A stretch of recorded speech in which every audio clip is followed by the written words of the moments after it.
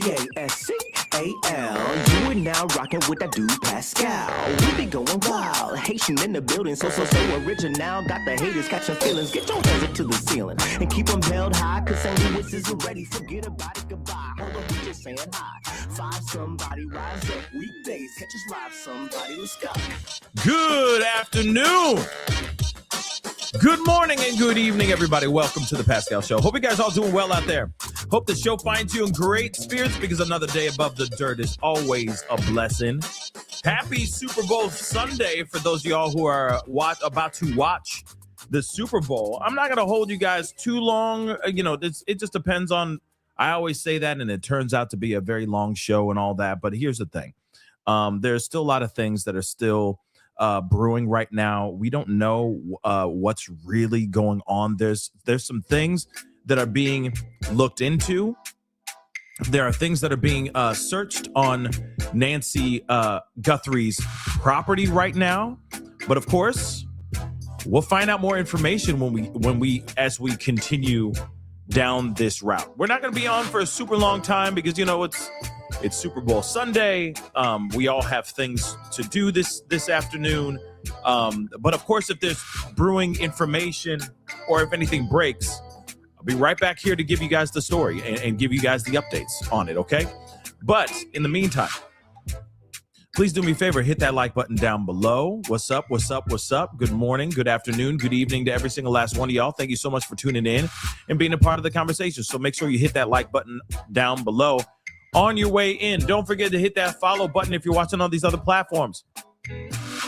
On Facebook, X/Twitter, Instagram, Rumble, Twitch, Kick. I'm on all of them. So make sure you are following on those platforms. Subscribe here on my YouTube channel. Okay, subscribe. We are this close to 191, which is crazy.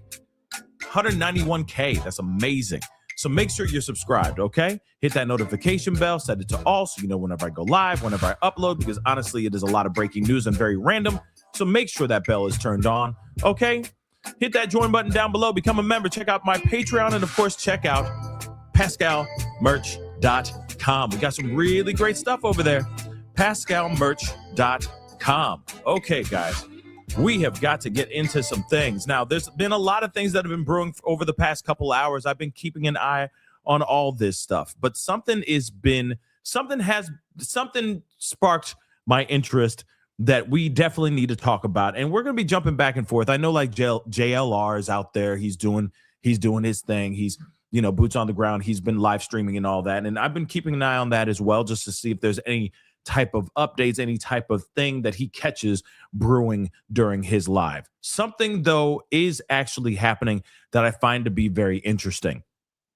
They are now looking in the septic tank at Nancy Guthrie's home. Now, this could be nothing at all, okay? This could be nothing at all, but it also could be something, okay? This makes me think of the Caleb Harris. Am I getting the last name correct? Man, it's been a while since I've said that young man's name.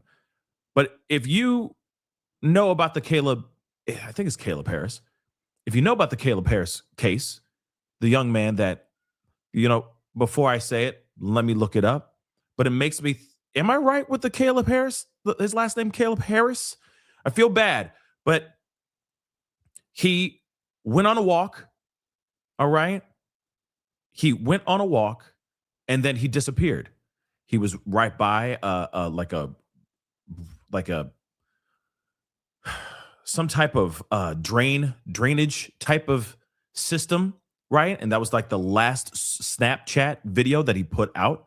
Apparently shared it with his sister, if I'm correct.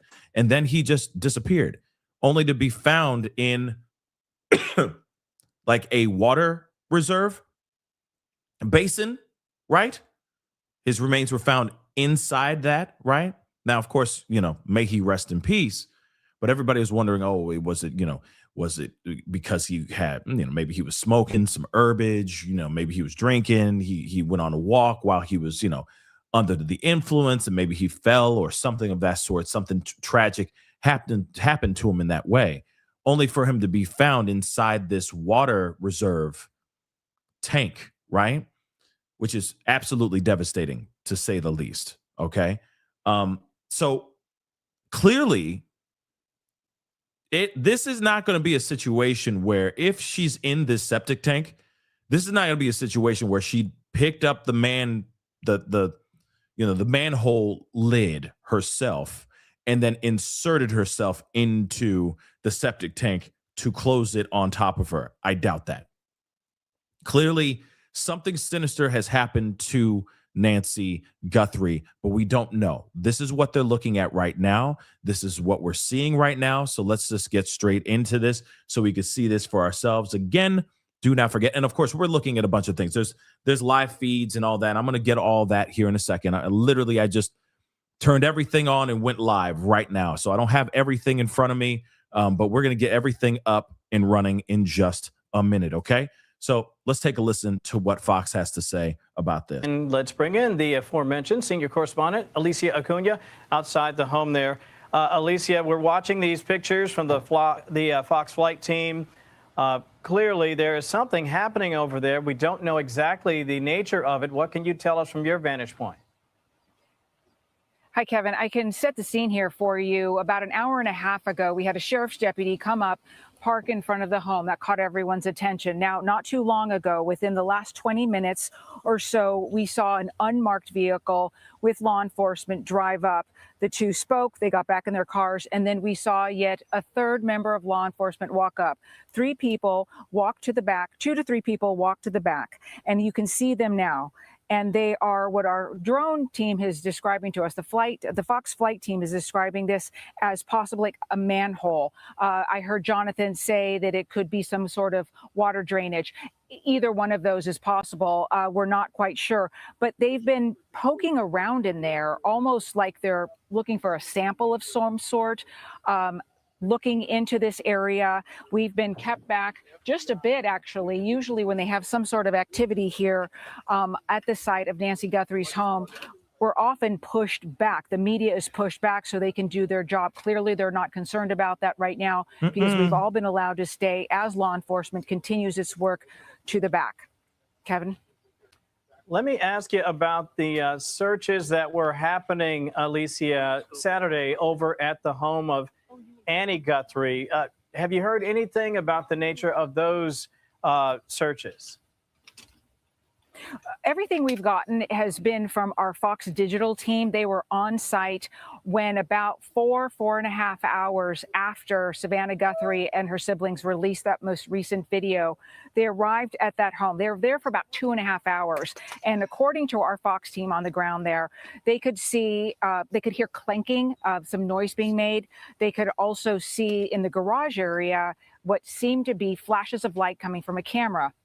And then they noticed in another whole opposite side of the house, we don't know if it was a bedroom, but it was definitely a different room. They started seeing flashing lights, camera flashes, they assumed as well. They also noticed that someone inside the home put up something to cover the window, probably as to, to keep the media from knowing exactly what they were doing. They were in there for quite some time, Kevin. Also, one of the agents was seen walking out. He had latex gloves on. They had a white folding table. They also carried out, one of the agents, a brown paper bag. We obviously don't know what's in it, but when you look at those types of behaviors and what law enforcement was doing there for so long, the family wasn't there, we understand. The question is, was this evidence collection? Because the behaviors there, if you go back to any other case that you've covered, Kevin, you and I both, that looks and sounds a lot like evidence collection. Okay. Now, first off, don't forget to hit the like as you guys come on in. Good happy Sunday to all y'all. Hopefully this show is finding you in good spirits. Obviously, I wish we were meeting under different circumstances, obviously.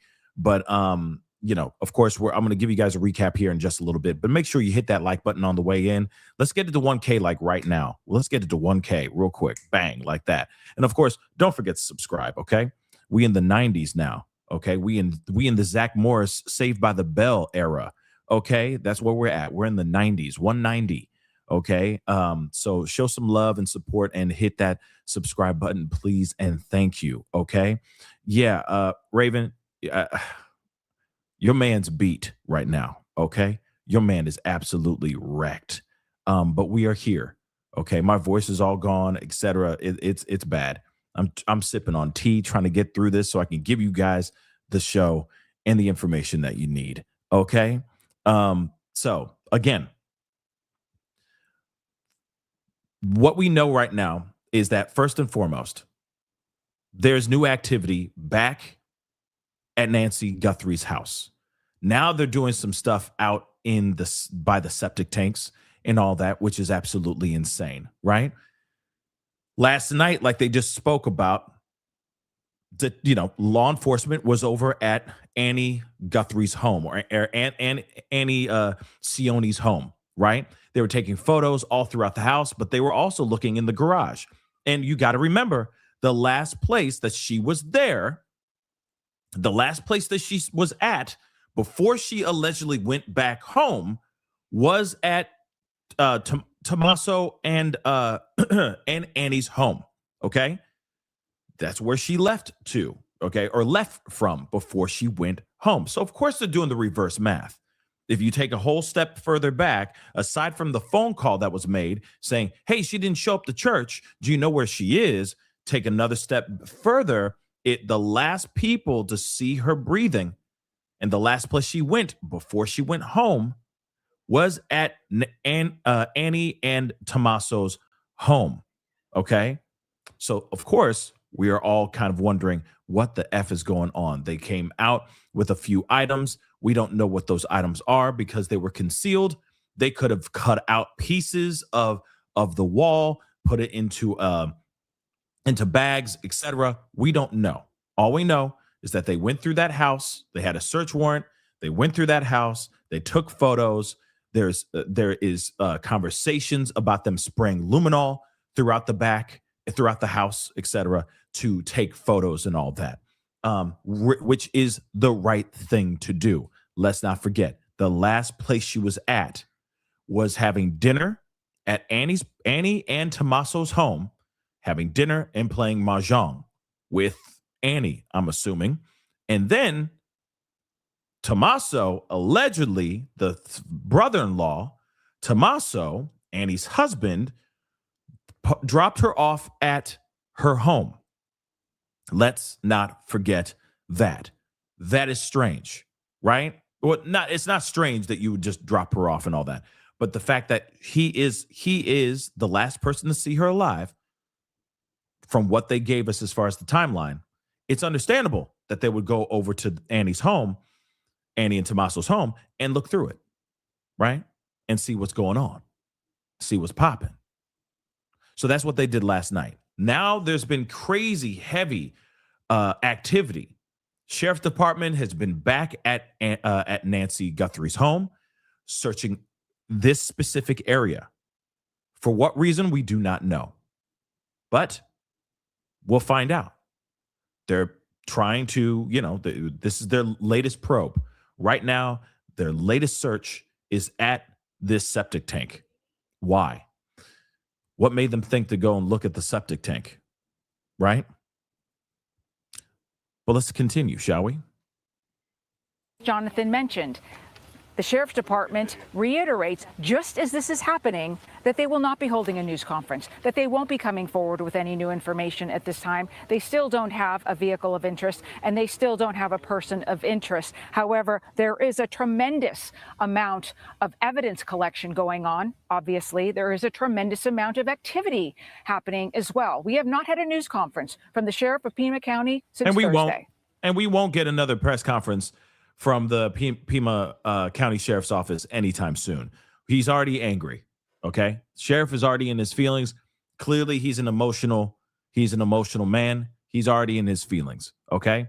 Totally understand. I mean, not understandable, but, I feel like we've figured that out about that guy, right?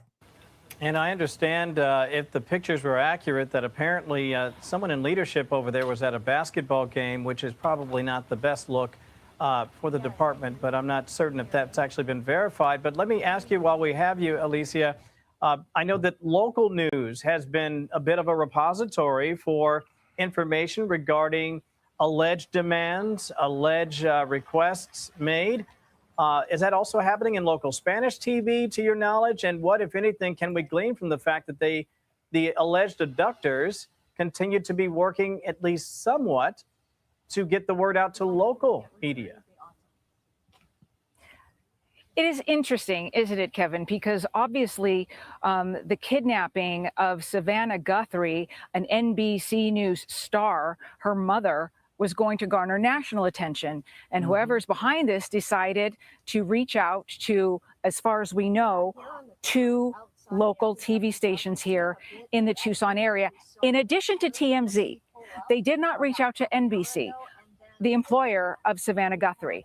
So only the person who's done this knows what the thinking is behind that, why those 2 local stations. There are other stations here. You asked about Spanish language. I cannot answer that question. I do not know. But it is compelling. And one of the stations received yet a second note. They did not release it to the public. They did tell us, though, one of their hosts went on one of the other networks and said that that note did not contain proof of life. It did not contain another deadline. And they really didn't go into much more detail. Yeah, and that's the part that obviously the family is so desperate to see. We want to see proof of life so that, and again, they said in the video that we played, listen, we'll pay. We just want Nancy back. Stay on it for us, Alicia Acuna. We appreciate your time. Hey, it's Will.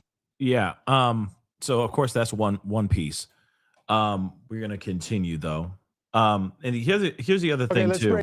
Here's the other thing too. Obviously, yesterday there was a whole video that the family put out, and obviously all of us have been reacting to that. But before we go into that, there has been something I just talked about it in a video just earlier this morning. As soon as I woke up, I mean, I had a flood of messages from everybody, which I totally understand. I appreciate the energy, but of course, I was trying to get myself to sleep, right? But there has been new information about the actual ransom note that, of course, I want to share with you guys here real quick. I have to pull it up again. Hold on, guys. Where the heck is it? Let's see. Okay. So they're saying what Nancy Guthrie's ransom note demand says about the quote unquote skilled individuals. So of course, just so you guys know, these particular kidnappers, okay, these alleged kidnappers are demanding the Guthrie family to pay over $6 million in Bitcoin. So $6 million in Bitcoin by the deadline of Monday. And remember, we heard so many different things. We heard Monday, 2 p.m., so on and so forth. We're now hearing Monday, 5 p.m. is their deadline. Now, one thing is for sure. We've all seen this video of the Guthrie kids, right? Saying out loud, hey, we are willing to pay. We just want to bring her home so we can celebrate, right? Celebrate what? The way I see it is it's pretty cryptic that they said out loud, hey, we just want her back so we can celebrate. Celebrate what, may I ask, right? What is going on? But the fact that the ransom note allegedly said $6 million by Monday, or she gets it, what is that, right? Celebrate to me means celebration of life, like she's already passed. And they said in that video, and of course I'll try to pull it up again here in just a second, but they're demanding $6 million. They're demanding $6 million whole dollars from them. Their cutoff time, their deadline is Monday at 5 p.m. Now, if that's the case, then that would mean Nancy's still alive, right? It wouldn't automatically mean that it wouldn't say that. You see what I'm saying? If she was gone, then wouldn't the ransom be kind of pointless? Wouldn't it, to a certain extent? But the way that the family is reacting, the way that the family just said, we know that we heard you, we understand, we're just asking for her, we're just asking for you to return her. Seems a little bit weird. Hold on. Let me get that. Let me get that video so you guys can hear it again for yourself, because it just seems so strange. It just doesn't make any earthly sense. Take a listen to this one more again. I know we've all seen this ad nauseum at this point, but I want you guys to hear this. It just seems like it makes no sense, right? If she's gone, then there would be no leverage, and of course they would want her remains so that they could celebrate, her life and say goodbye. But at the same time, money kind of turns into obsolete, right? Maybe it is to celebrate her return. Maybe it is. I just saw that super chat. Where did it go? Maybe it is. Maybe it is. Subpoena colada. That's funny. I like that. You know what I mean? Maybe they meant to celebrate her return. But it's interesting nonetheless, right? But here, let's take a listen to this one more again. We received your message and we understand. We beg you now to return our mother to us so that we can celebrate with her. Oh, come on. This is the only way we will have peace. This is very valuable to us, and we will pay. So again, you hear that. Seems a little bit strange, don't you think? But, like I said, they're sitting there saying, hey, from what they said in the original note, they want $6 million in Bitcoin, cryptocurrency, and they will return her. The cutoff date, the cutoff day is Monday, tomorrow at 5 p.m. But that note or that video seems like they figured that she's gone. Because, it almost seems as if they're saying, as if, like they're kind of replying in a way that her soul has left her body. And they just want to say a proper goodbye to their mama, right?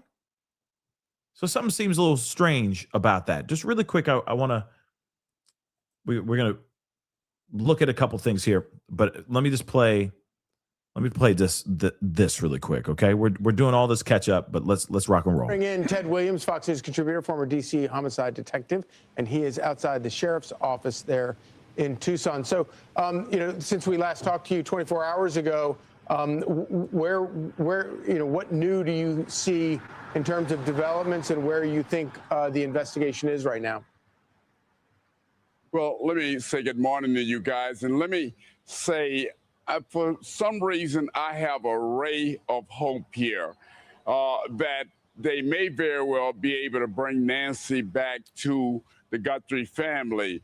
And that ray of hope is not in the $6 million, because remember, the FBI has always said that this was the Guthrie siblings' call as to whether the money would be paid.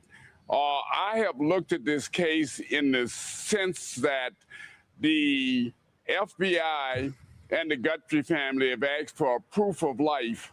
And I think the abductors have always attempted and are controlling the narrative in this case.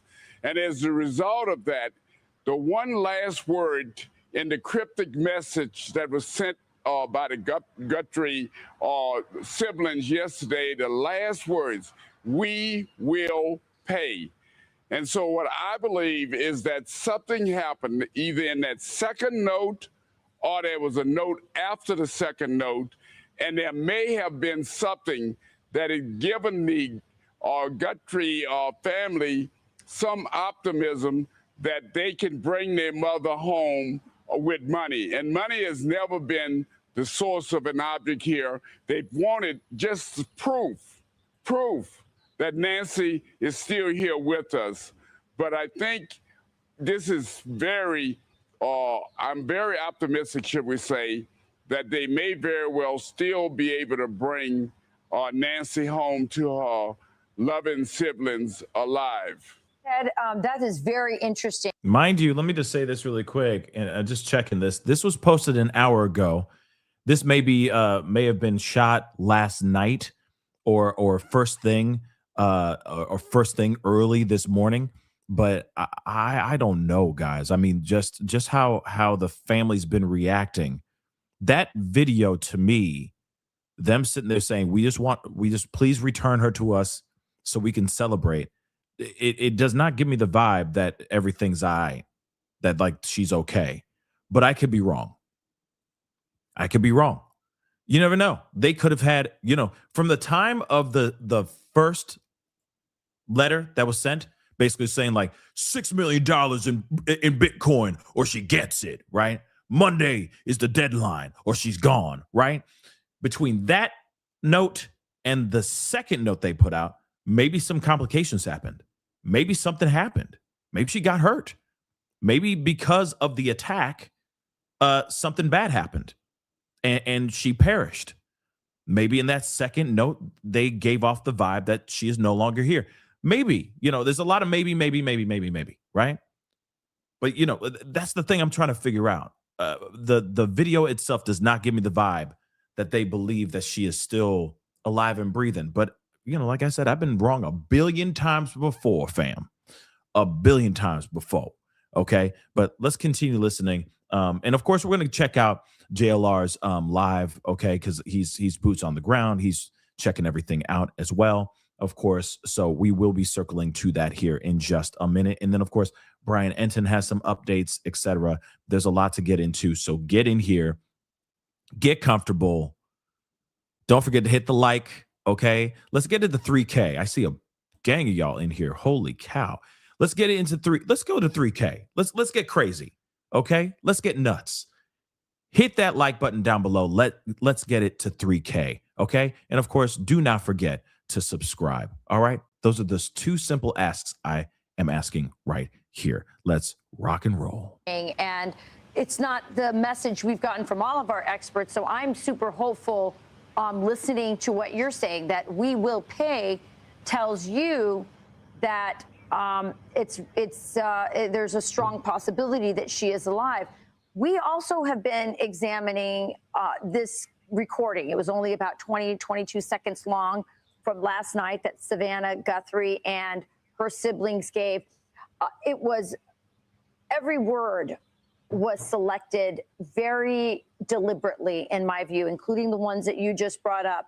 There is a word that has left us a little perplexed. And Savannah used the word celebrate in this message. She said, we will celebrate, I guess, upon a return. I don't have the exact sentence there. Were you surprised by that word? Because it seemed to jump out at all three of us. Well, that word, the celebrate, along with another word that was used in the message, or something to the effect, this is our mother, it was somewhat cryptic. But I think the message was meant to be cryptic. Try to understand, Savannah makes her living with words. And so I would have to believe that she was sending a message with some specificity directly to the individuals holding her mother. And I'm hoping that they get the message, but I'm very, well, I shouldn't say very, but I am somewhat optimistic that this could. Ted, can you guess what you think that means?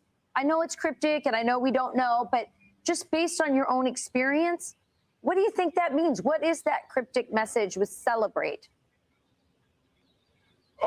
It could very well be one of two things, that we will celebrate because we have our mother back with us alive, or it could also, unfortunately, be that we will celebrate because we love our mother, and even in death, we continue to love our mother and we want to embrace her. It can mean several different things, guys.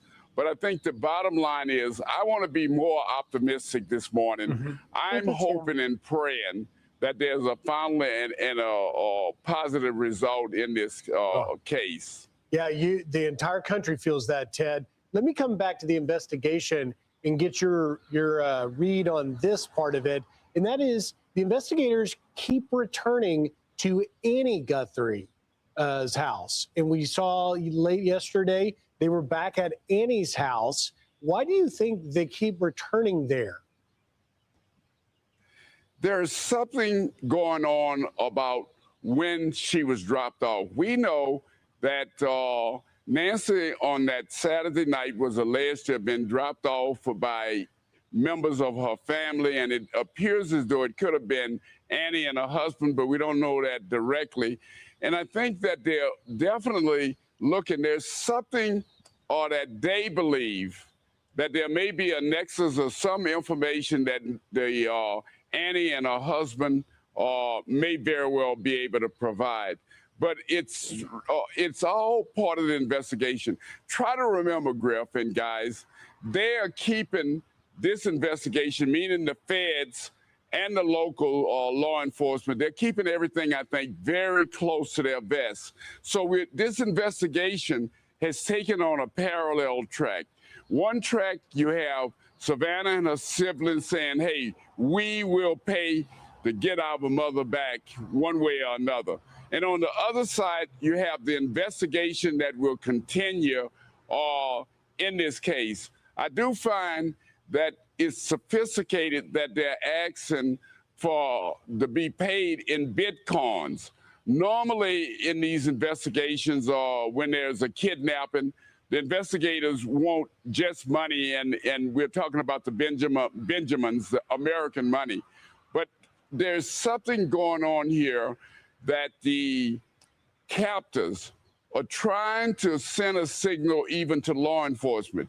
We are smarter than you. We know that you all are setting up for our capture, and we're trying to evade that. And we're trying to evade it vis-a-vis getting money, but get it vis-a-vis Bitcoins rather than American money. So, Ted, you've been around cops all your life. You know how to read cops. Do you get any sense from talking to your sources on the ground there that there might be a crime scene or crime scenes elsewhere that the media is not aware of?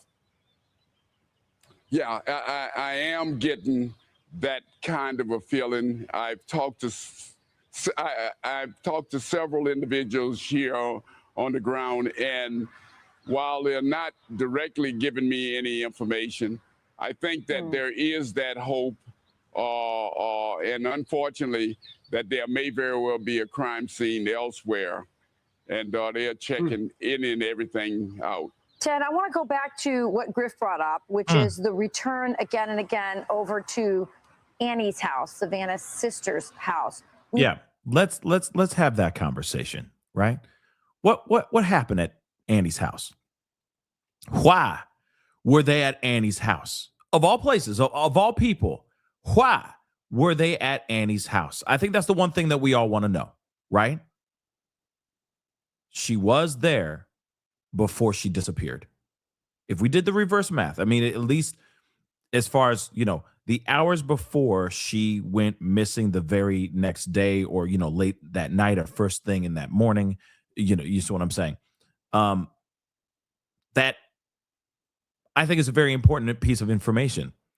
There's also, like we talked about ad nauseum last night, I truly think that there's something that we're not getting full.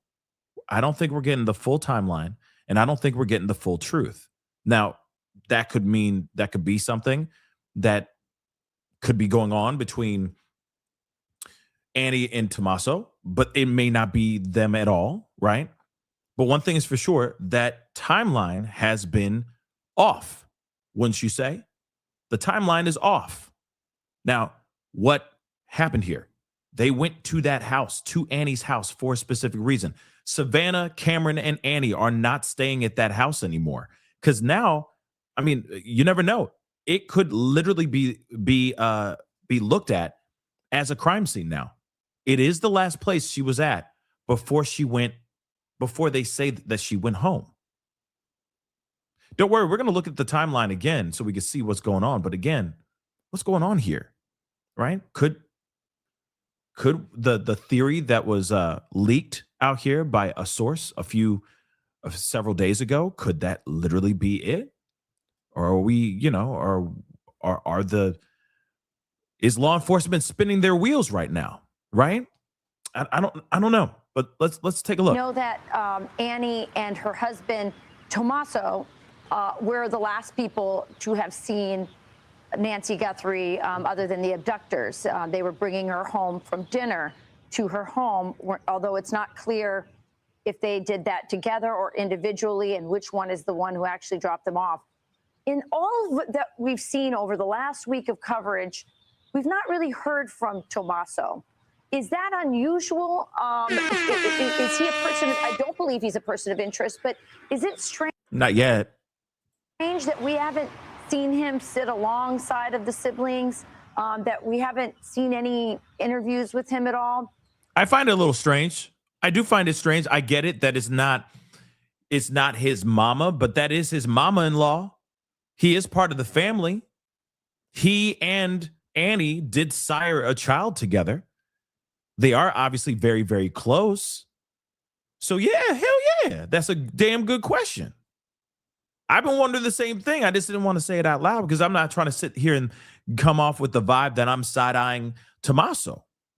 But the fact that those two are the only two people to see her alive, the last two people to see her alive, come on. That's instant. You're instantly going to look in that direction. That's exactly what police are going to be doing too. But he's not even in any of these videos. Why? Are they not? Is he not there at all? Is he somewhere else? Is he filming the videos? But from my understanding, FBI is standing right there filming the videos with them, making sure that, they're kind of coaching them through the videos. So again, to what to say and all that. So why hasn't, where's Tommaso? Okay. Where's Tommaso? Is that unusual? Well, I won't say it's unusual, but the fact that there have been some focus, specifically in the media, toward that gentleman, I would have expected by now that he would have come out, or someone would have come out on his behalf and let it be known that he has absolutely nothing to do with Nancy having gone missing. And again, thank you, sir. Thank you, Ted.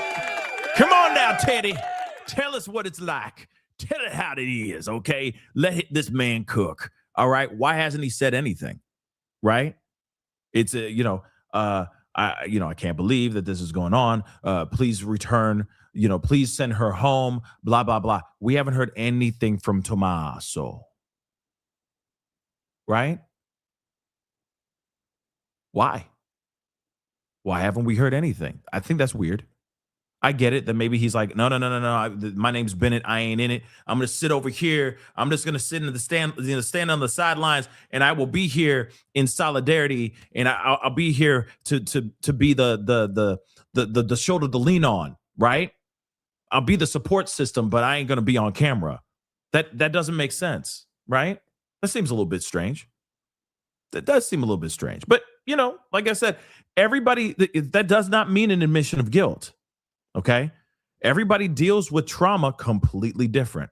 Some people will go and drink their face off. Some people will go and dive into work even more. Some people will get super quiet. Some people will sleep all day. Everyone deals with trauma differently. So it may be something, it may not be something, but I do think it's interesting that he hasn't said anything at all, guys, at all. And I want to make sure we are clear here. I'm not casting any aspersions that he's involved in anything, but I also believe that family members must go through what I defined as a process of elimination. Griff Jenkins is very aware of this. He and I have done these investigations in the past. That's exactly right, Ted. Everyone is a suspect until they've been eliminated. And of course, family members are closest to it. Ted Williams, great to have. He is still a suspect, just like everybody else. Even Savannah, even Cameron, I hate to say it like that, but they're all suspects right now until they are taken off the list, right? Until they're taken off the roster. All right. That doesn't mean I'm thinking that, Savannah has something to do with it or anything like that. Hail to the no. But all I'm saying is everyone's still a suspect until they're cleared, right? And those two are definitely being looked at suspiciously, for lack of a better term. And again, like I said, how everybody operates and handles terrible, terrible things like this, trauma, death, etc. Not saying that she's gone, but I'm just saying, traumatic experiences, everyone handles it differently. Some people will laugh, some people will cry, some people go straight into fits of rage. It's all different. And then somebody said something before we go into this video. Somebody said this, oh, it's not his mama. Wait a second, it for show is. Okay, that is his mama too. That's his mama-in-law. And if he loved Nancy, just like he loves his wife, Annie, you would expect him to have the same amount of love and respect for her mama as if that was his mama. You see what I'm saying? So let's be real. That's still his mama. They sired a child together. He is part of that bloodline. That is his mama, period. If mama-in-law passes away or something of that sort, you feel that pain too if you are the in-law, right? That's just what I think. I know some of y'all will be like, no, it's not, Pascal. No, it's wrong. You're wrong. Well, then that's fine. It is what it is, baby. Okay? Some people look at family and say family over everything, like Fast and the Furious, right? And then some, there's no connection with their mother-in-laws or their in-laws. It is what it is. It is what it is. Some of us are lucky to have great relationships with our in-laws, and some of us are going, she's coming over again. You know what I mean? Like, I get it. All right. But let's continue. Nancy Liu is tracking this story. She's on the ground there for us. Nancy, what's the latest? Yeah, here on the ground outside Nancy Guthrie's house, we're seeing a bit of activity. We saw a sheriff's deputy pull up about half an hour ago, and then since then, we've had a couple more vehicles come up, and at least one or two investigators and a deputy going behind the house. And I personally saw one look to be like some kind of pole device, so it looks like they're searching behind the house for some reason. The sheriff's department not commenting on what's happening right now, but they have said repeatedly that this is an ongoing investigation. There are no suspects, there are no persons of interest, so that they would be coming back and forth from the house as this investigation goes on.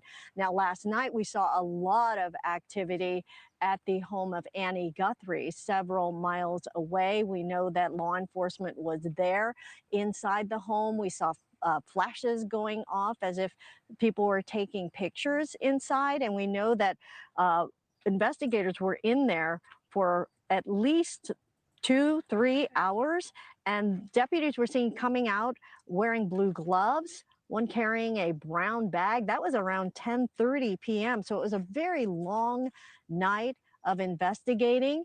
And here we are this morning or today seeing a little bit of renewed activity here at the home of Nancy Guthrie. Now, I believe we have a live picture also over at Annie Guthrie's home. Again, that's several miles away. We know that there has really been no activity over there. The cars are gone, and we are hearing that Savannah Guthrie and her siblings, they're now staying elsewhere, but we know that they've remained together. They've been largely sequestered through this horrible ordeal. And Anna, as you know, a second deadline that was mentioned in that first ransom letter, that is approaching tomorrow. And as we heard from Savannah's latest video, they have decided to pay the ransom. So it's been waiting and seeing out here, waiting to see if there's any kind of development of some sort. But again, we have renewed sheriff's deputy activity here at the home of Nancy Guthrie, but not a significant presence at this point. Anna? Right. And in this latest video, you heard Savannah Guthrie, of course, the Today Show anchor, saying, "We will pay." Nancy, for our reporting here at News Nation, are we sharing what that number is that is demanded by these alleged abductors? It had been reported by one of the local stations that had received that initial ransom letter, but that station then deleted that post. So out of respect for the family and the investigation, we are not reporting those details, and of course, hoping for a happy ending in this horrible situation. And as you say, News Nation watched as there was activity there at Annie Guthrie's home. Do we know if they were inside the home at the time?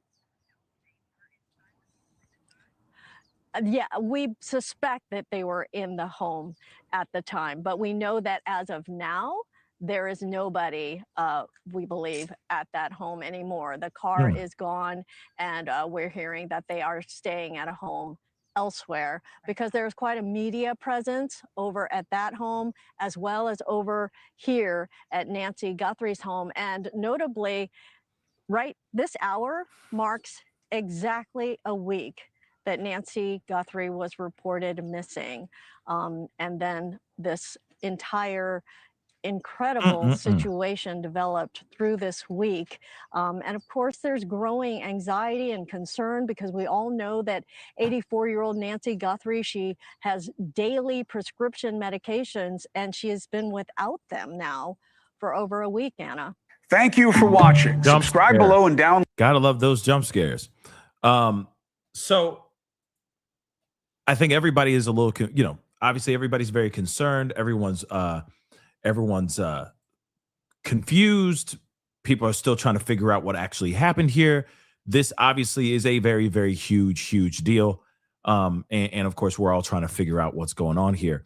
JLR interviewed somebody. I don't know what this is. I wanted to see it for myself because, I'm just grabbing things and we're just taking a look at a few things. But apparently JLR interviewed somebody. I don't know who this is, but let's find out who this is, and let's see if this is of any importance real quick.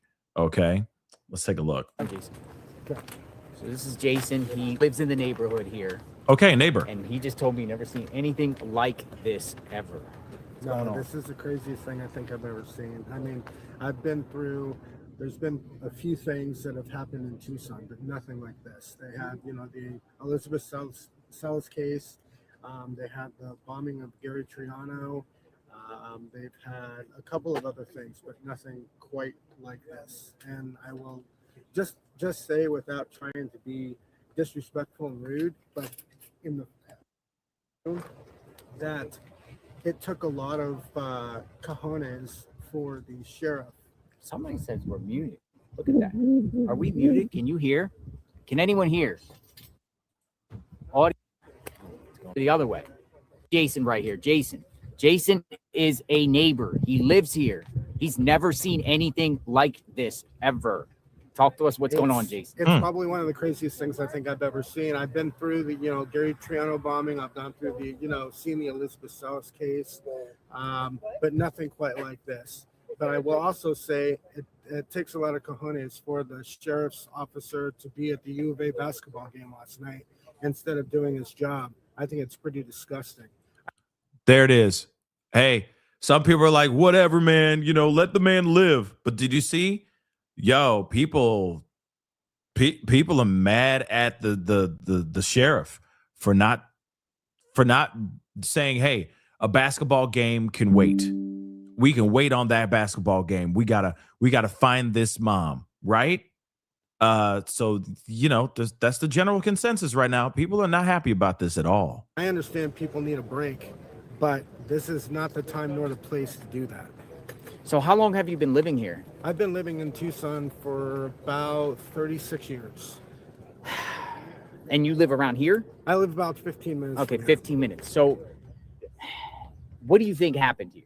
As you being a Tucson resident, what's your gut telling you? My gut is telling me that it's the brother-in-law or the son-in-law. Son-in-law. Why? Just too many things. You know, he had pictures. There was a picture or two that came out, and you haven't seen him since. You haven't heard from him. Radio silent. The other people have, you know, the family, you know, Savannah and, you know, her brother and sister have done things. He hasn't been involved in any of it. And You hear that? Even this guy, a neighbor, is saying the same doggone thing. Hey, what happened? Why isn't he in these videos? Why isn't he saying anything? Right? So again, wow, right? I don't know if he's trying to stay away from the limelight or what it is, but I can tell you this, it's very suspicious to me. I get everybody deals with this kind of stuff. Everyone deals with this type of stuff differently. But at the same time, we just heard from a former, if I'm correct, former detective on Fox. Okay, Ted Williams. We just heard him. And now we're just hearing just a regular guy who lives his life, you know, regular citizen living in this world that's a neighbor. And he's saying out loud, I think it's weird that brother-in-law, B-I-L, okay, hasn't said nothing at all. And I think that now that that's been said and now that's been put out there in the ether, you know what I mean? That maybe he is going to make a statement. That's what I truly think in my heart of hearts. I think he's going to make a statement at some point. Okay. But because of this, because now this is out there. Okay. Especially JLR's stream is like thousands and thousands of people are over there right now. Just, you know, and they're hearing this. So you don't think that that's not going to, you know, catch some interest or conversations in the social media streets? I'm just saying. I mean, would just a random stranger come up through here and just target a 84-year-old woman? This was planned. That's my gut. It's not just random. I think it was something that, you know, and like they say, the first people that you need to talk to is the family members. And they haven't, as far as I know, they haven't spoken to a lot of people except for, you know, Savannah and a couple of, you know, the brother and sister. But that's just my take. As you being a Pima County resident of the Tucson area, do you have confidence in Sheriff Nanners? I do not, especially after last night. So what, like last night, you saw him at his images were at the basketball game. He was at the U of A basketball game last night. And, you know, like I said, there's a time and place. You know, you want to go to a game 2 weeks ago, 3 weeks ago before this happened, or you want to go to a game that's, you know, 3 weeks or 4 weeks from now. But don't go during like the prime time of a major national investigation. On top of Savannah gave a plea back out to the kidnappers around the same time he's at a game. Yes. Like, what is going on with that? That's weird. What a lot of people say, you know, but also in fairness, some people say that might've been deliberate. He did that to lure the other people to act or do something, or the other person making the kidnappers or kidnapper feel like, oh, well, the sheriff's not on me. You know, right. No big but deal. If the sheriff's the optics not is on bad. you, if the sheriff's not on you, you have a thing called the FBI that is. So yeah, you want to take time to get away. I understand that, but the game was at 2:00 in the afternoon. Okay, he had plenty of time before and plenty of time even after. Mm-hmm. I don't know if he's been out here except maybe 1 or 2 times. But, you know, I think that it's smart and it's a good idea that technically the lead should be the FBI now, because this is a huge FBI issue. And I think that the sheriff's department needs to kind of, you know, work with them, but kind of take a step back. And there's a lot of people that I have talked to and that I have seen stuff online. And, you know, social media, you know, people say things that shouldn't be said. People say things that should be said.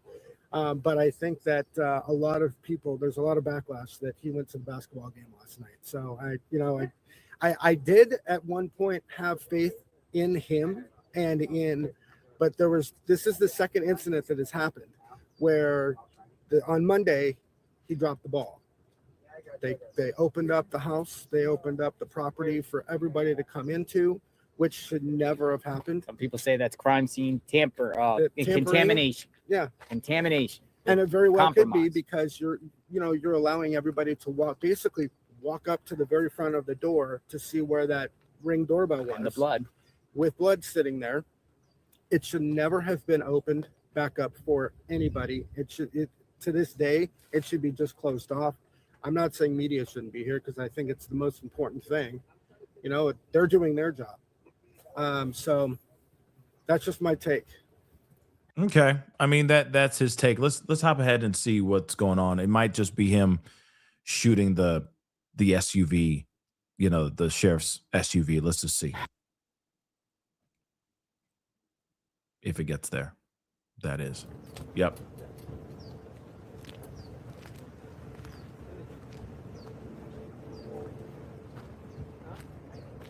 I think something's going down soon. I personally do.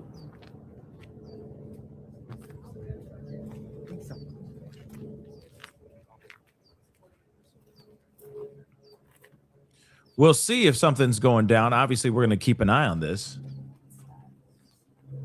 If something's popping off, we will see. We'll see. We will definitely see. But what say you guys? What do you think is going on? What do you think is going on at Nancy Guthrie's house again?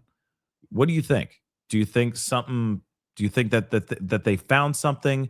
Do you think that what are your thoughts on this? Let's see.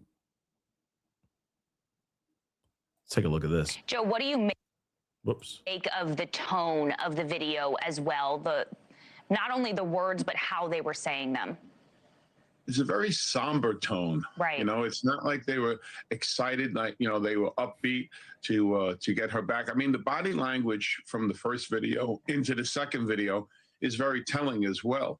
And I really feel that, this person or persons, all right, they had some inside help to know what was going on, when to do this. And the other side of this is that this could be very well, it could be AI generated as well, because if you look at the way AI is working these days, and I received an email about this, this is very, there's threads that they can go on with this. But, I'm glad they're not putting out the whole story with this. Excuse me. I feel that they should keep everything close to the vest, especially when the family is hoping to get Ms. Guthrie, returned to them no matter what. And, it's something that the FBI is very good at doing this. There's been a lot of question about the sheriff's department. Let's remember, they're not equipped to do something like this. They never handled anything like this before. So the FBI has definitely got the lead with this. And the fact that they keep going back and they keep going to both houses and they're retrieving, evidence from those areas or, whatever they need to get is very telling that, they could be very close to doing something with this. There's also been reporting that law enforcement may have a car of interest. They've been focusing on some surveillance video from a nearby gas station. Jennifer, what do we know about that? Well, I'm glad you asked me about that, because when you look at everything they did overnight, Brooke, listen, they were at Annie's house. That is the sister's house in the late night hours of the night for 3 solid hours. They were taking photographs inside there and they had gloves on. That tells me that they are involved with evidence extraction and an evidence crime scene type look. In regard to that vehicle and that Circle K, that was located very close to Annie Guthrie's house. So I find all of this activity quite telling when I talked about 2 kind of parallel investigations, the ransom note investigation, and then separate from that, it certainly seems like they are trying to figure out what's happening at Annie Guthrie's house. Joe, I'll pose the last question to you here. Of course, we've been talking about these deadlines. There was a Thursday deadline, a 5 p.m. Thursday that came and went. There's another deadline, though, tomorrow. What happens next? And I guess what would you advise the family to do? What are investigators doing as we approach that deadline tomorrow? I know the FBI is instructing them as to what to say, how to say it, because it's very important that, you know, the language that's used isn't, you know, pushing them to a different direction. So you want to show that you're cooperative with this, which the family is. It's just that the investigation is still ongoing. And I agree with this, you know, with the last statement that was made about going to the house and going to Annie's house and everything. This is very telling. And, you know, that's a small area that I'm not saying small as far as, you know, mileage and everything. What I'm saying is the tower over there would be a lot easier to ping off of a tower there than in New York City. So they can trace what was going on prior to that. And if everything keeps leading back to one direction, you stay in that direction, but you don't limit yourself to that direction. So I believe this deadline is a serious deadline, but I also think people are buying time. I mean, see, but that's the thing. Buying time for what, right? You know, that's, I think, the thing that we're all wanting to figure out here. Hold on, we're gonna play this too here real quick. If you are hearing this, you are a strong woman. You are God's precious daughter, Nancy. We believe and know that even in this valley, He is with you. Savannah Guthrie with her siblings on Wednesday when they released their first video message to the public after the disappearance of their 84-year-old mother, Nancy, a week ago today. Saturday, late last night, they released a new message to whoever may be holding her. Fox News senior correspondent Alicia Acuna joins us outside Nancy Guthrie's home in Tucson. Hello, Alicia. Hi, Shannon. And that video is the family's third message pleading with whoever has their mom. Tells the Associated Press, when Savannah says in that video, quote, "We received your message," she is referencing a second alleged ransom note sent via email to local TV news station KOLD on Friday. KOLD says that email, which they have not released to the public, did not contain proof of life of Nancy Guthrie, something the family asked for in two videos they released earlier this week. Separately, KGUN 9, another local TV news outlet, which received one of the original three ransom notes, says the author demanded $6 million in Bitcoin, threatened Nancy Guthrie's life if it is not received by 5 p.m. Monday. Last night, investigators returned to Savannah's sister Annie's home. Our Fox News Digital reports they were inside for about 2.5 hours. Our team saw what appeared to be flashes coming from a camera in the garage and in another part of the house. As they left, a deputy was seen carrying a brown paper bag out of the house. It did not appear that any family members were at the house at that time. Last night, around 7 p.m., two sheriff's deputies arrived here at Nancy Guthrie's home. It is unclear why, but they were seen talking to the private security guard on site. The Fox flight team's video captured these images of someone in the back of the home searching with flashlights in the desert terrain. The FBI has now placed digital billboards in nearby states with Nancy Guthrie's photo. This one is in Albuquerque. The tip line is on there as well. The FBI is offering a $50,000 reward in this case. The Pima County Sheriff's Department put out a statement saying it is aware of the Guthrie's most recent video. Right now, they're saying they have no suspects and no person of interest at this time. Shannon. All right, Alicia Acuna reporting from Tucson. Alicia, thank you so much. Joining us now, former New York Police Department inspector and Fox News contributor Paul Morrow. Paul, great to have you with us. I have so many questions, but let's start with this latest video. I'm sure you've watched it, as we have multiple times. A lot shorter, with Savannah and her brother and sister. It seemed like the phrases were very specific, and even their body language, their pauses, their eyes looking down, it all seemed very coded almost. What did you take from that video? Well, let's caveat things first, Shannon, and thank you for having me, that the task force knows a lot more than we do. And so we do have to be cautious as we try to read this language and parse out the meaning, because you're right, it did seem very, very coded. We have to recognize there's a lot of gamesmanship going on here. Now, there are, I think, a couple of things that are undeniable. For one, they're not asking for proof of life this time around.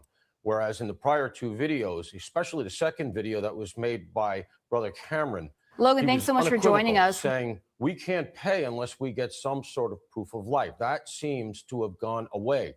So that is certainly a change. The second change is that they have said we will pay. You heard Savannah say that at the end of the video, very, very emphatically.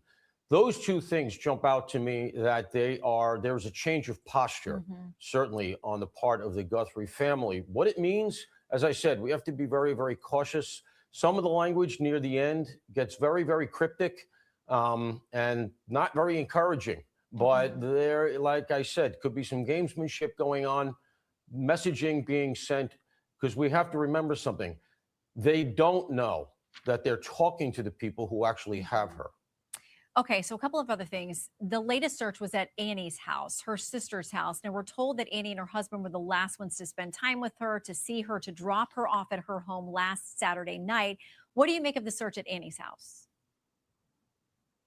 You know, it's hard to say. I mean, I know there's all kinds of speculation that they went out there to take photographs at night, and that's when you photograph for luminol. Luminol is, and there are various other versions of it, but it is a substance that can pick up trace blood in a sort of phosphorescent way. You know, maybe not, whatever. They're taking photographs. They probably are trying to corroborate a story. Let's just remember the sheriff has been emphatic about the fact that he does not have any person of interest or any subject that they are really, really looking at hard, that they're looking at everybody. So it might just be a sign that they are chasing down every possible avenue here because, look, if you've done anything like this in the past as law enforcement, you know that generally a kidnap happens close to home. But that doesn't mean it happened that way this time. But they have to make sure that they run all the traps here because you don't want to look back and say, wow, if we had only. So I wouldn't read too much into it. We're all hyper-focused on this. And everything that happens seems to have very large import. We have to manage expectations. Yeah. Now, again, he's got a good point. The thing that's really bothering me, you know, when you start doing the reverse math, was not only just the person that called that said that she didn't show up to church. Then obviously there's a source that says, and we, you know, still pending whether or not that this piece of information is true or not, but they said that she didn't attend church. Like she didn't physically go into church. She would attend church virtually. So if that piece of information is true, then that would be a very interesting turn of events, right? So then it would be like, who called the family to say, hey, she didn't show up to church, and if it's virtually, that's weird, right? So that's number one. But then you jump back even more. She had dinner and played mahjong at Annie and Tommaso's home. Now, Nicole asked this. I don't know. There was a rumor about maybe that they were estranged. Nicole B. I don't know about Annie and Tom being, Tommaso being estranged. That's just something that's been floating around. But you know, that's just something that's been floating around. Don't know if that's entirely true or not. But one thing is for sure, the question still remains. If she really did have dinner with the fam over at their house, who, if there was other people there, who were they? Was it just Annie and Tommaso? Or was there other people there too? I think that's something that we all want to know. I think we all have the right to want to know that piece of information, right?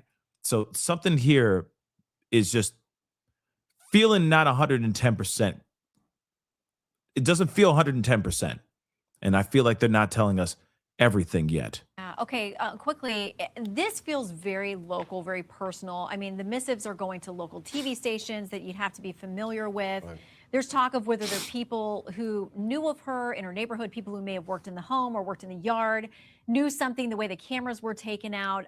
What do you make of the sophistication or lack thereof with respect to what we're seeing play out now? Well, it goes to what I was just saying. Either it's somebody who was pretty close or managed to get pretty close in some surreptitious way, or there was a lot of surveillance. There was a lot of recon. One of the things that, having been out there, walked the neighborhood, that did jump out at me is that is an area where you're not going to park on the street. And that white van that we've heard mention of that the New York Post reported on, I am sure they're pulling at that very, very hard. The road in that area that goes in front of the house, you almost can't get two cars simultaneously passing each other. It's not the kind of road that you're parking on the street routinely. So that is a mysterious thing that does potentially suggest some surveillance. The light in the back was broken. We know that the Nest camera was pulled out. All of these things argue some planning. You get that either from being around the house regularly or putting yourself there by doing some reconnaissance. Yeah, and one of the neighbors talking about that white van as well. Paul Morrow, thank you so much. Yeah, I mean, we'll see about the white van, because the white van could be nothing. The white van could be something, and it could be nothing all at the same time. So we'll see about that. It could very well have been somebody, but I don't know. I'm not catching. Personally, I'm not catching that vibe. You know what I'm saying? I'm just not catching that vibe, y'all. 1 second, guys. Let me just grab a few more things here.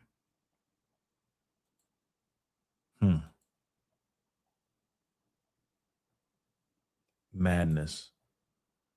Absolute madness. But what y'all think? You know, are you thinking that there's something, you know, do you think that things are going to pop off today, or do you think otherwise? Do you think that there's going to be a huge revelation revealed today, right in the middle of the Super Bowl? What do you think? Let's take a look at this. Now, this is just some updates, okay? But police are searching the inside, or did search the inside of a septic tank at Nancy Guthrie's home. Why? Right?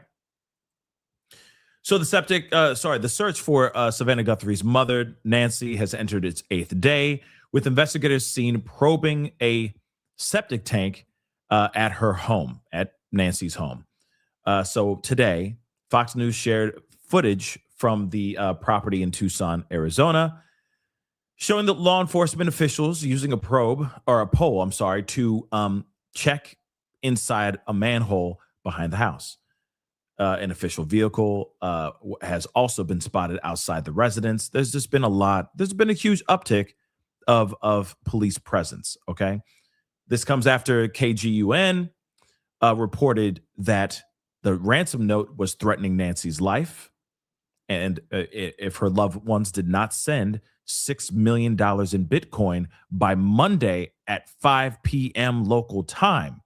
So again, like I said, that second video makes it sound like as if she gone. The kids believe that she's been murdered, right? That she's dead. But that's not what they say. That's not from what they're saying here about the first ransom note, they're saying you have till Monday. And if you don't do it by Monday, then she'll get it. You know? Then she gets unalived, right? So very interesting that they did that choice of words in that video. We would please return her. We just want to celebrate with her. This will only give us peace, etc. Right? But the most important part was we are willing to pay, right? Now, we already know all the information. She was last seen in January, the last day of January 31st. It's been doggone 8 days now since she's been missing. All right. Well over a week since she's been missing. All right. They said, we received your message and we understand.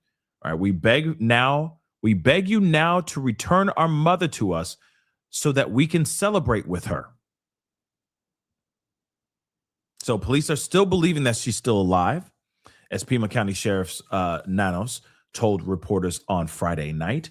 What I believe is that Nancy was removed from her home against her will and that we need to find her. That's what I believe. She's still alive. But, like I said, there's been so much information that's just been so off from law enforcement, especially from Sheriff Nanos, that I'm side-eyeing the hell out of it all. I'm going to keep it a bean. All right. Investigators search septic tank at Nancy Guthrie's home, which we just said, but they're seen searching the septic tank. But what could that mean, right? Drone footage captured by Fox News shows the law enforcement officials scouring the the property at around 11 a.m. local time. Authorities appeared to be using a pole to explore inside a manhole behind the house. An official vehicle has also been spotted outside the residence, which is this right here. Okay, so they're deep diving. They're going to try to find anything, any clue that they can to bring her home. This weekend, officials are still racing to find Nancy Guthrie before it's too late. The 84-year-old has been missing for more than a week. Her family sending a new message to their mother's abductor saying they will pay the ransom for Nancy's safe return. Watch. We received your message and we understand. We beg you now to return our mother to us so that we can celebrate with her. This is the only way we will have peace. This is very valuable to us, and we will pay. But Fox News contributor Jonathan Turley warns that any money transferred might be untraceable. What is chilling, Charlie, about this case is that new technology has removed one of the great barriers for these types of kidnappings. Bitcoins allow people to get money that is less traceable. It simply has become easier for people to create these types of transfers without traceable links. And I think that the FBI is obviously very concerned. Meanwhile, the search expanding with digital billboards showing Nancy's information appearing in neighboring states as Fox News confirms law enforcement now looking into a nearby Circle K gas station. However, officials say they have no suspects, persons of interest, or vehicles connected to the case. This comes ahead of the second reported ransom deadline, which is apparently set for tomorrow evening.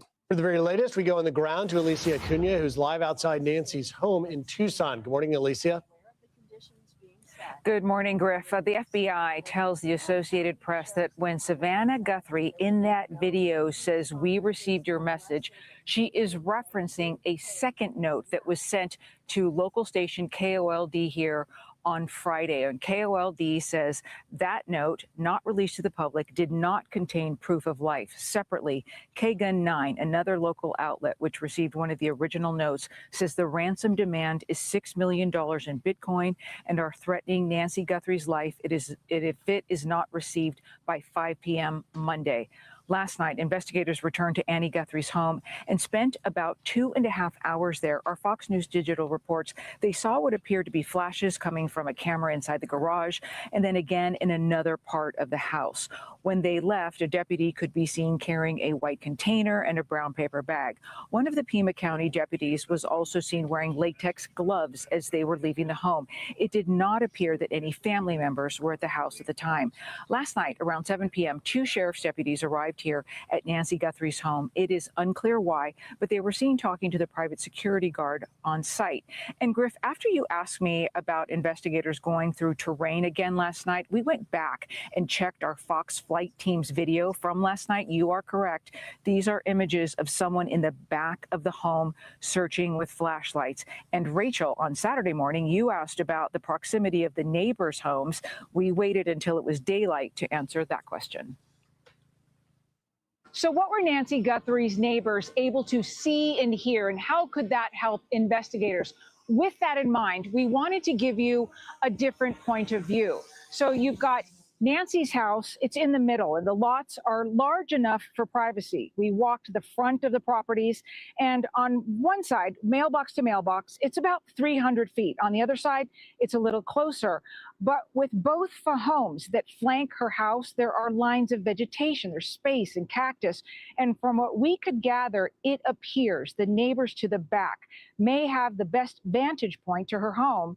And hopefully someone back there has a door cam pointed in the right direction. And again, the Pima County Sheriff says at this time they have no suspects or person of interest. Back to you guys. No, but Alicia, that video is quite instructive. It is such great reporting because you're very right. There is chance, and we have seen, you know, it was days later that they even got to the camera that was on the roof of Nancy's house, but have they exhausted all of those potential line of sight, even despite the vegetation and rural area. You know, have they exhausted every neighboring camera? And we just don't know that, right? We don't know at this point, and it's very well that the FBI could have some of those images or many of those images in their possession right now. But what is even difficult to see, even with the vantage point we just got you, we talked about the homes in the back. Our crew walked around, our producer walked around to the back, and you can see from there under the trees, there is a more direct line of sight. It's still hard to see from up above, but that was the impression that we got. Very curious, though. They're out there still searching again last night, 1 week ago, since she was last seen. Yeah, I have to believe that in Tucson, but maybe even across the country, a lot of elderly people buying cameras and security cameras, because this is just a reminder of how important it is to have that kind of security in case anything happens. I know you're from that area, you're from the Tucson area, you're an Arizona girl, and right now there's a lot of talk about not just this investigation, but specifically the sheriff. The fact that the sheriff went to a basketball game almost at the same time that this video was being released, this latest video is being released, which was so gut-wrenching, of basically Savannah and her siblings saying, "We're ready to pay you." It was a short video. But it's sort of jarring to see an investigation reaching this kind of a emotional moment, and the sheriff is at a basketball game. What is the talk in the town right now? I mean, this is an elected official. This is maybe the biggest case that's ever come in this area, in this community. What are you hearing? Well, Rachel, I can tell you that actually as I was arriving in Tucson last Monday night, I was already receiving messages from family members and friends regarding the sheriff, and to set my expectations on what we might see here on the ground in terms of effectiveness. We have heard from other law enforcement. I've heard from family members of law enforcement here in Tucson, not hearing a great deal of confidence, and there is some concern. Sheriff Chris Nanos won his election in 2024. There was a recount. He beat the Republican here by 481 votes. So I think you are correct in your assessment there and in your observations. It was jarring and quite striking to see him at that University of Arizona basketball game last night. I mean, it's not the greatest look, y'all. At the same time that he's out watching the basketball game is when you have Savannah Guthrie, Cameron, and Annie, all siblings, getting together and making another heartbreaking and devastating video pleading for the return of their own mama. It's not the greatest look. I want to say it. It's not the greatest look. It's not at all. Yeah. Not good. And he's already, but here's the other thing too. He's already pissed off media. That last press conference, which was an absolute cluster F, okay, where he just basically gaslit everybody and denied, he just walked everything back. Yeah, a lot of people are going to be pissed off. A lot of people are going to be mad. Media's mad now too, because they're like, whoa, you know, how dare you now make us seem like we are out of our minds? How dare you gaslight us, right? And then he goes and does that. It's not the greatest. The timing is bad. Optically is really, really bad. I get it. He deserves to live his life. Okay, he's got a life to live too. But woo, it's just not the time, especially when it's such a huge, huge deal, such a huge case. He should have been like giving those tickets away. There's plenty of other basketball games he'll see in the future. You see what I'm saying? Here's the difference. He'll be able to see 1,000 more, okay, hundreds of more basketball games. Guess what? Maybe Nancy won't. Think about that. You know, that the drone shot you just showed really was a remarkable, you really could get a sense of what the neighborhood looks like there.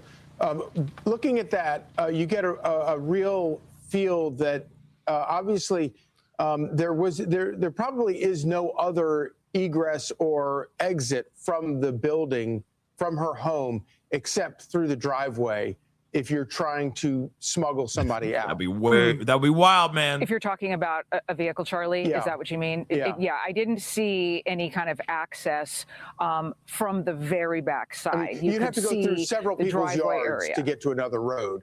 from that. Exactly, and it's not smooth. It's not a smooth walk. The smooth, if you're talking in terms of like a level place to walk, it would have to have been somewhere in the front of this area or the side of the home as well. And remember, there were drops of blood found by the front door, also a trail into the gravel. We do not know when that blood arrived there, if it was there before or after Nancy Guthrie disappeared, but we do know that the DNA testing on that, according to authorities, came back as positive for Nancy Guthrie. All right. I have a feeling that the blood that led to the house inside the front door, because they say that they're, okay.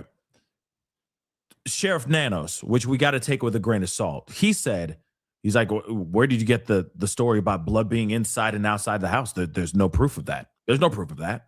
Right? I don't remember saying that. Did anybody else say that? I didn't say that. Right? He said that. Now, if that's the case, if what he is saying is true, because he also said, what are you talking about forced entry? There was no forced entry, yet he told that to the New York Times. But that's another conversation in itself. Right? But the blood, something about the blood makes me feel like it was staged. Now that we're seeing them kind of backtrack and looking at Annie's home, okay, and I'm not sitting here saying that automatically means that Annie or Tommaso did it. I'm just saying the fact that the blood if it only goes outside, it's only in the front stoop of the house, the front walkway of the house, something tells me that somebody went over there and just kind of went drop for whatever reason, right? To maybe stage the place to look like she was abducted, to give off the vibe that something bad happened at that place and not somewhere else. It's a red herring, possibly. But that blood is indeed hers. They had to have gotten that blood somehow. So something bad happened, and then they dropped it. And it's interesting because we're going to have to roll back and look at it again, but it seems weird, where the blood is and how it's placed. Now, it could be nothing, could literally be where she received some sort of bodily harm right there at that door. That's possible. But there's something about it that seems a little bit odd, right? It just seems odd. Maybe it was staged to throw police and everyone else off, right? But let's continue. Just one last question, because when we look at your great drone footage, it's daylight. But when you consider the fact that because of the light restrictions that have been in place in that area for a long time to protect wildlife and the like, it would have been extremely dark. And it would suggest that these alleged abductors were familiar with the area because it would be operating in such a dark and difficult sort of terrain. That's a really good point, Griff, because it is, say for these television lights that are here right now lighting it up, it is pitch black. So there would have to be a certain level of knowledge, you have to imagine, and investigators have kind of made that point as well. There had to have been at least some familiarity at a minimum with this location, this neighborhood, knowing that there aren't a whole lot of cameras out here that can really, access the road because the homes are so far back in a lot of places. But also from what we heard, that there was probably some sort of knowledge of the technology involved in this house because there were a number of cameras inside that home. And as far as we've heard, they don't have images from inside or around the house. Okay, so real quick, this is a little bit of a left turn, but I'm going to ask this is to my true crime sleuths out there, okay? You crazy mother lovers. You brilliant mother lovers as well, okay? That was kind of like a backhanded compliment, but it wasn't meant to be, okay? You guys are crazy, but in a great way, okay? Because you're brilliant and the way you guys do things is incredible. I got a question for you guys, all right? This is specifically to those who are doing the deep dives, looking into all this stuff. One thing I want to know is, was there ever a moment that Annie and Tommaso lived with Nancy? Was there ever a moment where Annie and Tommaso lived with Nancy? And here's the other question I have.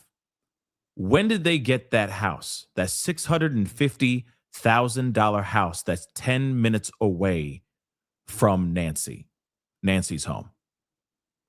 There's a reason why I'm asking, because I do have just a burning question. Because in my mind, I keep thinking, could there have been a rift? Okay, let me just say that. Let me first and foremost do this. Speculation warning. Speculation warning.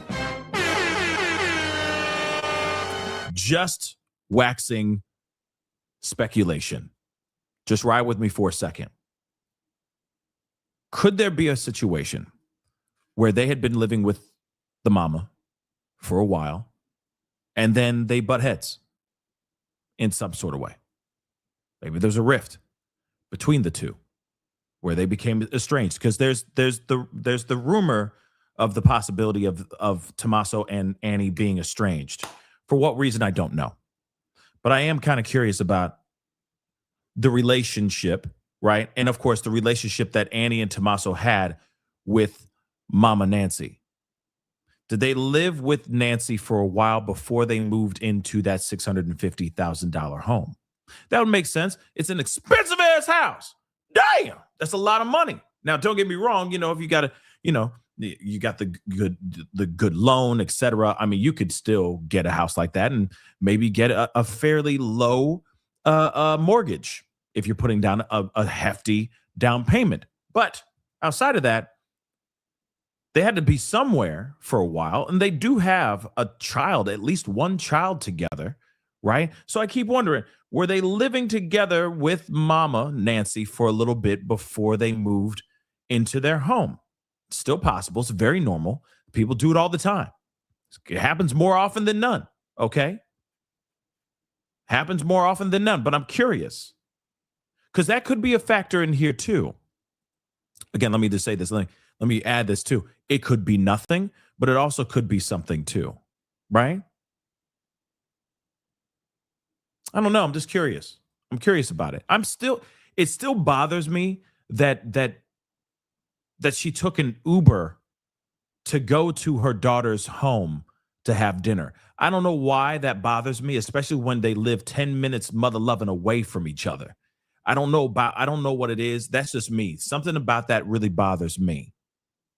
And of course, this is just speculation, but it just seems weird that she would take an Uber. This is your mama, but you take an Uber out there. She's only 10 minutes away. To me, I'm like, even if it's like, oh, you got a busy day and you're running errands, like all good. Ma, I'm pulling up. It's only 10 minutes away. No big deal. I'll pick you up and we'll go have dinner, and then I'll drop you off later. But she takes an Uber out there. I just think that's weird. I do find that strange. That part is really bothering me. Okay? It does. But she didn't take an Uber back. Tommaso, allegedly, according to Sheriff Nanos, who said that in interviews, Tommaso is the one who dropped her off back home. She didn't take an Uber back home. Why? She took an Uber there. Why didn't they just go, okay, Ma, your Uber's here? Okay, bye, love you, kisses. They didn't do that. Tommaso drove her home. Why? Now, that may be nothing. That may be something. But hear me out. The last place that she was at before she disappeared was Annie and Tommaso's home. Let me repeat that one more time. The last place that she was seen before she disappeared was at Annie and Tommaso's home. Now, if she took an Uber there, she would have most definitely taken her an Uber back home. But that didn't happen. Tommaso and Annie made sure to drive her home. Why is that? Now, it could have been like, oh, they had time to drive her. Sure, no problem. It's getting dark out. They wanted to make sure she gets inside. Those are possibilities as well. But it does seem a little bit weird that she took an Uber there, but she didn't take an Uber back. Yes, and the Uber driver is cleared. Let me make that abundantly clear. They said that at the press conference. So she most definitely did take an Uber ride from her home to Annie and Tommaso's home. So, the questione I have is this. What happened at that dinner? Did anything happen at that dinner? Was there anyone else at that dinner? Now, mahjong is usually played with 4 people. You can do modified games with 2 people or something like that, but mahjong is usually played by 4 people. Was there a 4th person there? Or no? She took an Uber there, but didn't take an Uber back. Why? Tommaso's the last person to see her alive as he dropped her off at her home. Like I said, all these things need to be answered, and that they haven't been answered. Again, this could be nothing. Tommaso and Annie could absolutely 110% be innocent in this situation. But it is a bit weird that we get an Uber ride out there 10 minutes away from her home when son-in-law or daughter could have gone out there 10 minutes out of their way to pick her up and drive her back to the house to have dinner, but they didn't. She took the Uber. She eats there, plays mahjong, and then somebody drives her back home. Seems a little bit weird. Like they didn't want to, like, okay, hear me out. Let's just say she lost her life inside that home. There'd be no reason to call for her to summon a ride share. There'd be no reason, guys, because she's gone. And they don't need another witness, right? They don't need another person showing up. You feel me? There'd be no reason to call that. So then that's why they go, oh, we drove her home.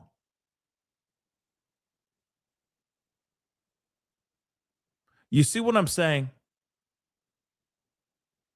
So again, like I said, this is a speculation warning. These are questions. Hopefully we get those questions answered. But clearly they're looking at that house because they're doing the reverse math. And then remember, somebody called them about her not attending church, which is strange, if you ask me. Who is that person that called them to say that she didn't show up to church? And if the story is true from this source that she only watched virtually and didn't attend services physically in the church, then who is this person? And how would that person know that she was not physically watching the live stream of the service? Y'all, it's weird. You take an Uber out there, but she doesn't take an Uber back. What's up with that? There's multiple layers to that. There's multiple reasons, right? But something ain't right here. Something just doesn't taste right, guys. And just to answer your question, somebody just asked this. Let me get this before it disappears. Where did it go? Blue Bear. Was the church a Zoom? No, they live stream. Kind of like I'm live streaming, right? They do a live stream. So no, it wasn't like a Zoom and they're all, you see all these windows on a screen and the pastor can see everybody who's watching. No, it's a live stream like this, right? So they're just sitting there, they're praising the Lord and watching the service literally that's going on inside the church. So no, it's not a Zoom type thing. It's just coming on to something like this, unless she's constantly going in and, typing, hello, praise the Lord, amen, that kind of thing, putting in passages from scripture and all that stuff. Maybe she does that all the time. I don't know. But it seems a little bit strange that whoever called the family knew that she wasn't there. If and only if it was a virtual service. That's one thing that needs to be confirmed, right? So something weird about this, guys. Something very, very weird. Their timeline is strange. Very, very strange. But let's continue.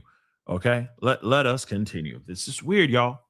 I don't blame people side-eyeing I don't blame the people side-eyeing those two. I really don't. Because they're the last two to see her alive, right? All right, Alicia Acuna. Thank you, Alicia. Thank you, We'll be checking back in with you throughout the day. Maybe. You know, Charlie, Griff, Griff and I were talking prior to the show about those 45 minutes before she exited the house. Griff was saying, I remember going, you know, when he goes to pick up his mom to go take her out to lunch, how long it takes to get her out of the house. I was talking about how, I mean, my mom is around the same age as Nancy Guthrie, and she's kind of like a lot of older women who are vulnerable, kind of a scaredy cat. I don't know if my mom would even survive that exit, just thinking that Alicia said that she could have come out the front door, but did they go out on these, you know, rockier areas? Just the fear, the terror. I mean, all of this is just a nightmare. It is. I mean, I can't imagine what this woman has been through. And with that, let's bring in Bill Daly, former FBI investigator. Bill, thank you for joining us again this morning. Good to be here. Obviously, here we are a week later, and Rachel was talking about, you know, just the sheer difficulty of moving an individual, 84 years old, frail because of a medical condition. This really was probably very difficult for her. Oh, I would imagine so. And I would imagine we're also talking about a complication where we know she's had some underlying medical conditions, the pacemaker issue, some medication that's required. So, you know, combine that together. And I just tell you is that the stress on anyone, never mind someone of that age with those kind of frailties, is extremely overwhelming. You know, Griff, I think it's, you know, we are kind of 1 week into this investigation. Sometimes it's good to take a little bit step back. We hear a lot of people talk about, you know, all kinds of details around this case, but I'd probably like to highlight just two main areas. One is that, you know, these letters that have been received, these ransom notes have been now received. We believe there's, you know, at least 2 series of them have been received, and confirmed by Alicia that the FBI said that they're working on that, the last letter, and have verified that it at least corresponds to the earlier letters. Again, the veracity of them overall is still perhaps in question.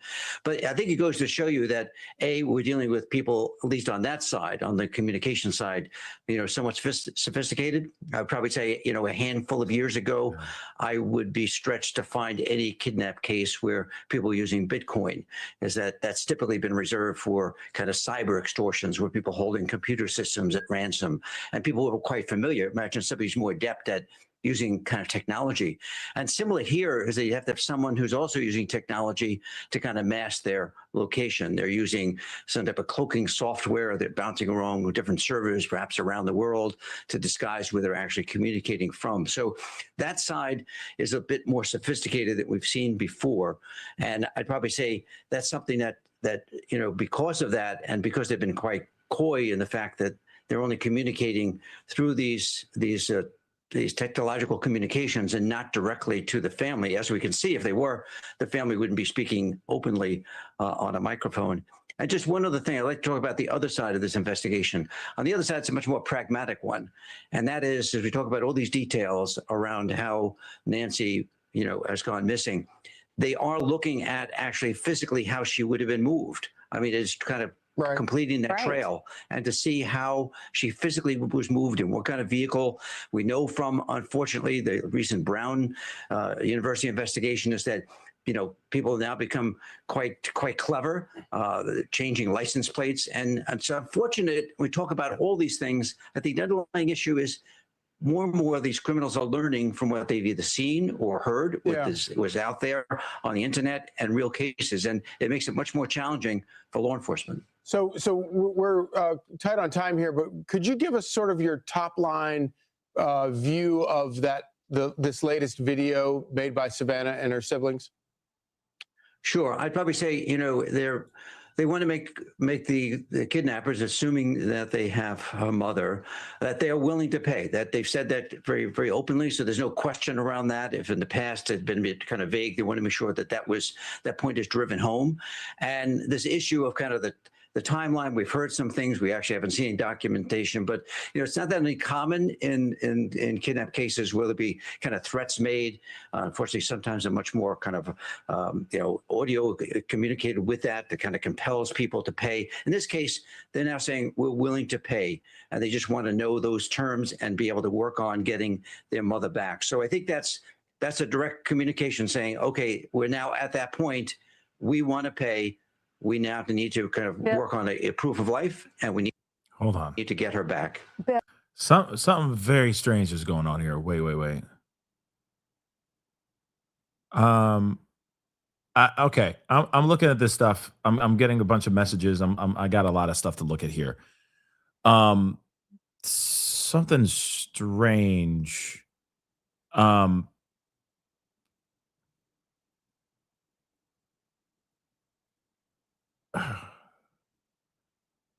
Okay. First off, I need to pull this up. This is insane. All right. And we got to take a lot of everything that we're looking at here. We got to take it with a grain of salt. All right. I'm just saying that out loud really quick because this is kind of crazy. I know that there's a lot of theories, like I've been seeing the theory of the Silence of the Lambs situation. Okay. And I get it. Okay. I just think that a lot of people have too much time on their hands, with all due respect. But there is some very interesting stuff that I need to pull up here. I don't, maybe there's a connection here. Maybe this is spot on. I have no idea. But remember the guy who tried to make some money? The dumbass I told you guys about? We all found out the dude got arrested. Dumbass. He sent text messages to Annie and Tommaso, basically saying, "Hey, so how about you send over that money?" Right? That he also called. He not only texted them, but he also called as well. Well, now we got a face with the name. So Derek Calleja, right? So photo of LA man arrested for sending texts to Guthrie family asking for Bitcoin, according to the feds. This is the man's face.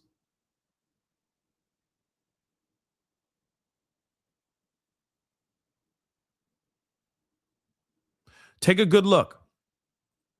He's very dumb. This is the picture. This is a portrait of stupidity. All right. Like I said, he was sitting in his skivvies, okay, that he's worn for 3 days straight, smelling like just Fromunda cheese and Doritos, and just smelling like feet all over himself. All right.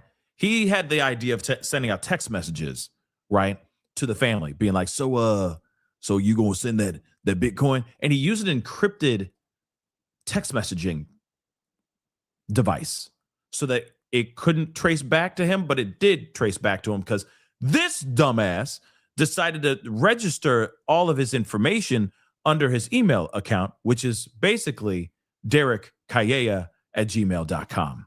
Sorry, that is not a joke. That is straight up the truth. Then he had the audacity to use that encrypted phone number to call Annie and Tommaso, basically saying, "So you gonna pay or what? You gonna give us that money or what?" Right? We already talked about this days ago, but this information I think is some here is going to be very interesting. I don't know if there's I don't know. But one thing is for sure, there's people out here saying that there may be a connection. I don't know. Okay, but this is interesting. Start looking for connections between Secret Mutilator, the Secret Mutilator punk rock band, and Tommaso. His band is Early Black. So could this guy, and it looks like he's got the piercing. It really does look like he's got the piercing right here. Is this Derek Calleja?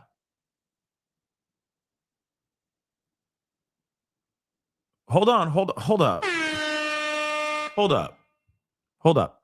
Because we just saw his ugly ass face. See that man right here? See this earring? Yeah, hold up. We gonna do something. Hold on. Give me 2 seconds. So we got dumbass here.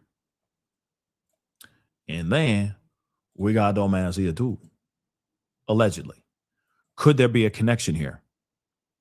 Yeah, he's out on bail, which was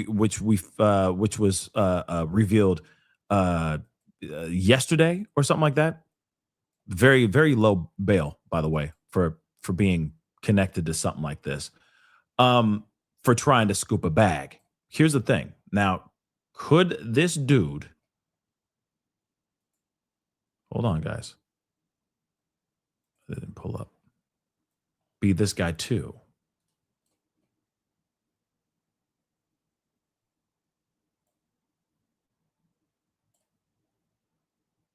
It looks like he's got an earring right there too, in his left ear. Take a look. Take a look at this. This may be nothing. This may be nothing, but it could be something too. Okay? Here's that guy. So he's, I guess, the lead singer of a punk rock band by the name of Secret Mutilator.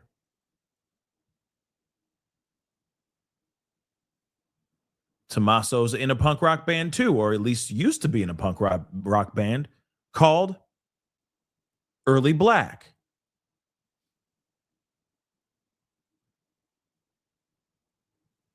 Hold on. Let me do y'all better. Let's do it like this.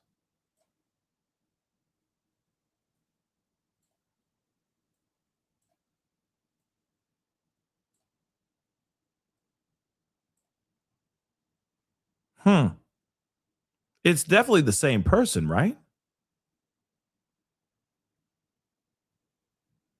Now, I'm just getting this information, so I'm just processing all this information as we speak live. But wouldn't that be interesting if these two bands knew of each other and then this all goes down, right? Like there may be a connection here, there may not be nothing, right? Or this person, this lead singer, obviously it was it's a fugazi. It wasn't real, right? It was a fugazi. He was calling in and he's like, ransom money, give me the money, right? And it was all fake news, right? So we all know that part. Okay. But it's interesting that he's also the lead singer of a band, of a punk rock band. Tommaso was part of a punk rock band too, called Early Black. What are the chances here? Right? Let me continue. That's just interesting. That's just interesting. It could be nothing, but it could also be nothing.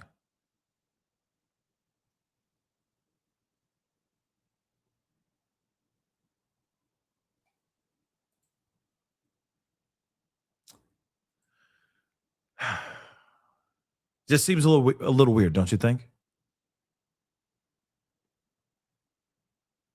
Could be nothing, but it also could be something. Anyway, I am just curious about that. Let's take a look at what's going on here. Let's take a look at this.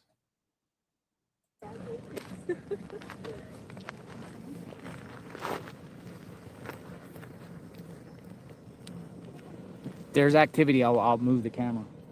I gotta get in the shade. Otherwise, we will lose our stream. That's it.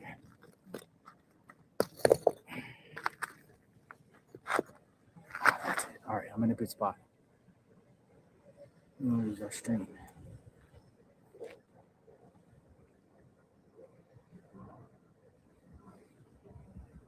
Share this video out. Boots on the ground. Something's going on. Thank you. I just saw something pop up here by Drop Dead Unique. Thank you. And thank you, everyone else. I'm very, very grateful. If I can't not acknowledge each and everyone personally, I apologize for that. Chat is moving a billion miles an hour. Everybody wants to see what's happening here and what's going to happen. media is all in their driveway trying to get the scoop of what's going on.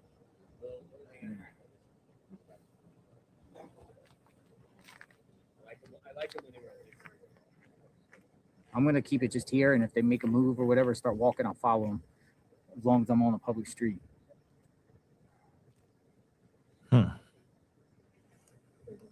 It's interesting that sheriffs would arrive now to a neighbor's house. 2 of them. That's interesting. Excuse me. Okay, so let me. I'll get the map out and I can show you. Somebody blue. Joanne Adams, thank you. Blueberry, thank you. Thank you, Blueberry Hills. Blueberry Hill. Why are people running?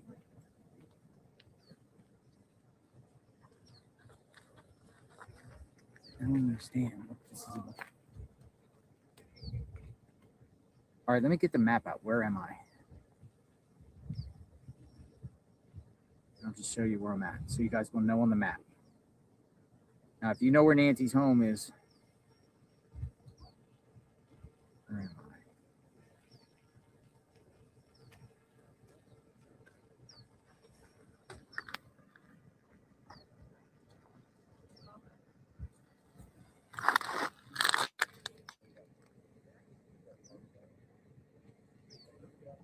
Nancy's home is right there. The road in front of her goes up. It's at the top of the home right there. So that's where I'm at. Nancy's home is right there. Okay. The top of the So they're looking at some things over at the neighbor's spot. It looks like we're gonna see what's going on as things continue to cook. Let me grab this here right quick. Deputy Assistant Director Danny Colson to talk through some of this new information. And I wanted to get your reaction to the latest plea from the Guthries and the specific wording that we heard Savannah Guthrie use in that.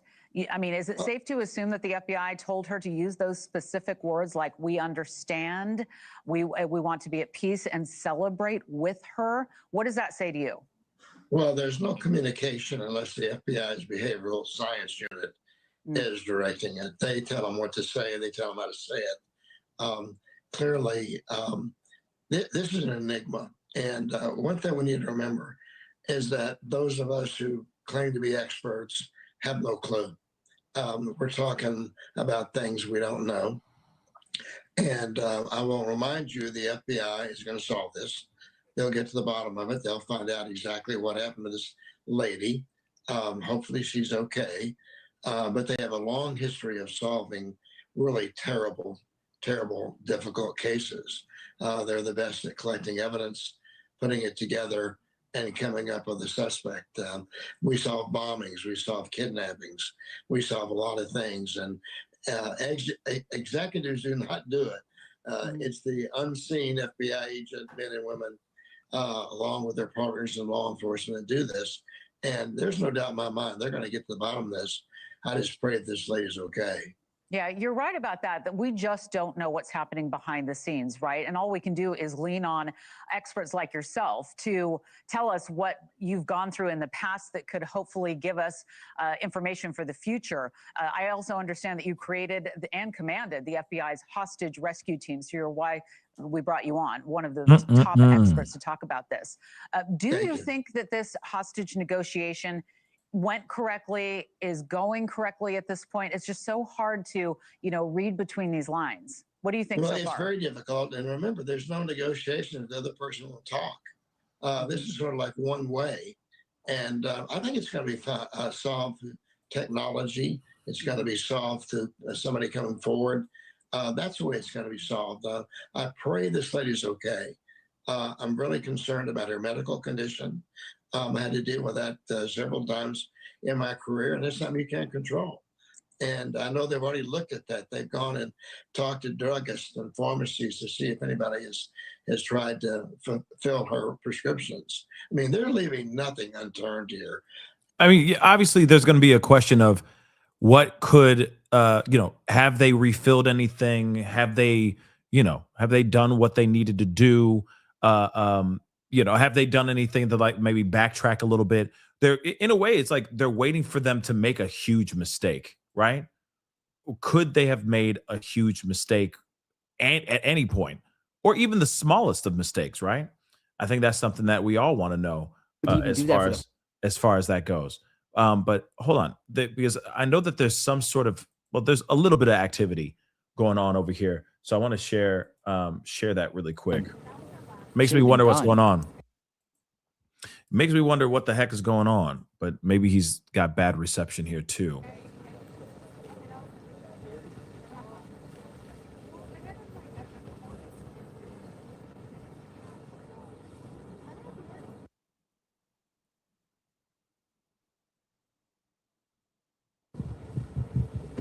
All right, he's coming out. Oh, that's that guy from yesterday. What the heck is going on? That guy from yesterday. All right, let's see. Where are they going? Excuse me. Oh, they're looking around the property. Going around the property. Going around the neighbor's property. What in the hell is going on? What is going on? Holy smokes. This is definitely related. I mean, it could be nothing, but it could also be something. Holy smokes.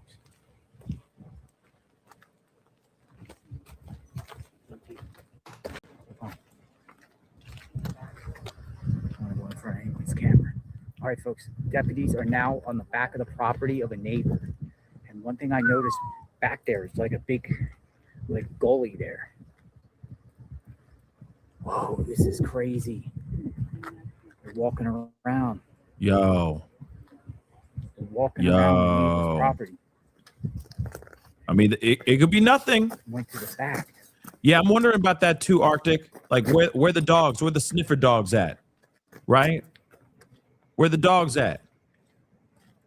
That's what DMX would be saying right now. Where my dogs at? Come out. Oh, there they are. There they are. There they are. There they are. There they are. Dang. So they're walking into the brush. See, I'm wondering if Brian Enton has said anything. Going down the hill. Yeah, well, I mean, they could be going down the hill. It could be nothing, though. It could be nothing, or it could be something serious. We'll see. I'm going to keep an eye on this. We're staying on this right now, but I'm going to see if Brian Enton put up anything lately. Okay. This is crazy, folks. Go back over here and see if I can find anything. So what it is we're on top of a hill. In order to get up here there's Nancy's house. There's Nancy's house right there. So it's eyes. That is Nancy's home, and it's a big hill. So they're up here at the top of the hill, the furthest top home here. But on the other side, you can see another home that's on top of the hill. But in between, there's a valley. In between, there's you definitely go down in between. Oh. So I'm wondering if they're going on the theory here that maybe she came up here and somebody dumped her. Someone, in these fair type areas here. Fair This should have been searched day one. Thank you. I agree. Yeah or no? No, I agree, homie. Wash. People are saying a wash. I agree 110%. I mean, this is wild, folks. I mean, I know that they have dogs, but they haven't put them out there yet. So you never know. They might be following a lead. Just sit here and wait. If I see them visible, like I see them, I'm gonna wait. See what comes out of this. That's insane. Well, we'll keep an eye on this for sure. That's what I'm saying. It's crazy. There's activity on and off. They're still doing things. Let's see, Brian. They're still doing things around this neighborhood. And that's my thought, man. I think they're gonna go eventually go to door to door and rule, at least do a sweep at one point. They said they were gonna do it. And I don't think they've done it. Okay. Brian Enton did do a video about an hour ago. I'm going to play that. Don't worry. We're coming back to this. I promise you, because that's some very interesting activity So activity going on at a neighbor's house, excuse me, at a neighbor's house, in the backyard or in the back area of a neighbor's house. So interesting, right? And of course, hold on. Umbrella and water. Oh, sorry. Yeah, good. I have Perfect, my because life. I'm Let me get you some water. I'm worried about my. Okay, so somebody's trying to be a good Samaritan to JLR. Let me show you guys this video. This is from Brian Enton. I think that this would be hopefully he can give us something. I wish he was just live streaming from his phone too, dagnabbit, but you know, he ain't. But let's see what he got to say real quick. Hey guys, so I'm outside Nancy Guthrie's house right now, and you can see that the sheriff's office is back out here again, and we know that they have been using a hole and going into what looks like a septic tank here on the property. There was like a manhole that they pulled off, and they had a pole, and they were looking in the septic tank. They've been here for about an hour. We have our drone up, so I should get some video for you guys later, but that's really been the main focus from what we can tell of what they've been doing here. This of course comes after last night. I was up super late. They were at Nancy Guthrie's house. I'm sorry, not Nancy Guthrie's house. They were at Annie Guthrie's house. I'm at Nancy Guthrie's house now. They were at Annie Guthrie's house last night for about 3 hours, taking photos inside. You could see the flashes going off, and they were there until late last night. So investigators are still out and about. The sheriff's office has said there's no media briefings planned for today. But yeah, that's the latest. I'm going to try to get you guys some drone video soon. And I'm going to kind of go back and forth between Nancy and Annie's house. Okay. So that's what we have so far on that end. But you know, like I said, not a whole lot from Brian Enton right now. But let's go back to JLR because he's there's some stuff moving on, something going on over here. I don't think I can carry it. But I'm down here. I'm only gonna stay a minute. Yeah. If you want, Sure. I can tell you a lot about. Here. Here's what we'll do. Here, I'll give you my other phone. Call your number on it, and then we'll be in touch. You can always come stay with us. Hold on. You know how to use the phone there? I don't know if I have a passcode on it. Okay. No, but I appreciate it. Thank you so much for the umbrella. It actually helps. Big time.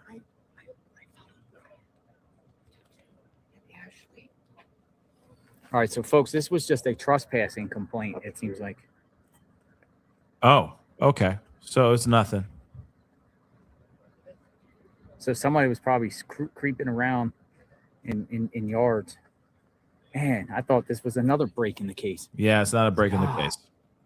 It's all good. It happens. It's all good. It happens. That's not a break in the case. It's just it's a nothing burger. But we will come back. We will come back to that for sure. There's more. Siblings releasing a new social media video telling their mother's possible kidnapper that they are willing to pay a ransom for Nancy's return. Alicia Acuna is live outside Nancy Guthrie's house in Tucson with the very latest. Good morning, Alicia. Good morning, Peter. It's been 1 week since Nancy Guthrie was reported missing, and her family is once again pleading with whoever took her to bring her home. She is referencing a second alleged ransom note sent via email to local TV news station KOLD on Friday. KOLD says that email, which they have not released to the public, did not contain proof of life of Nancy Guthrie. Separately, KGA 9, another local TV news outlet which received one of the original ransom notes, says the demand is $6 million in Bitcoin and threatened Nancy's life if it's not paid by Monday at 5 o'clock. Last night, investigators were inside Savannah's sister Annie's home for about 2.5 hours. Fox News Digital saw what appeared to be flashes coming from a camera in the garage and also in another part of the house. As they left, a deputy was seen carrying a brown paper bag out of the house. It did not appear that any family members, however, were there at the time. Last night, around 7 o'clock in the evening, 2 sheriff's deputies arrived here at Nancy Guthrie's home. It is unclear why, but the Fox flight team's video captured these images of someone in the back of the home searching with flashlights in the desert terrain. Peter, Pima County Sheriff, the department here, says they are aware of the video that the Guthries posted, and right now they have no suspects and no person of interest. Back to you. And Alicia, something you were just talking about, investigators at any level don't just go somewhere after dark to take a bunch of pictures like they were doing at Annie Guthrie's house last night. Do we have any idea what they were trying to shoot? We do not know at this time, but the fact that one of those agents was wearing latex gloves when they went in and out, they also had this white folding table. They brought things out in paper bags. We don't know for sure, but those are a lot of things that we've seen in past cases when authorities are collecting evidence of some sort. So you make a good point. Why would they be there taking pictures when the family is no longer there? We've seen authorities here at Nancy Guthrie's house return multiple times in the evening, in the daytime, but a lot of work at night. Same goes with Annie Guthrie's house. And that house also, she lives there with her husband. And Alicia, because there is so little information, official information from the sheriff's office there or from the FBI, a lot of concerned members of the public are turning to tips from the neighbors and others for information about this case. The Daily Mail's got one. A woman says that she told detectives that Nancy Guthrie's roof is too white because in the desert, the roofs, especially after it rains, get really dirty really quickly.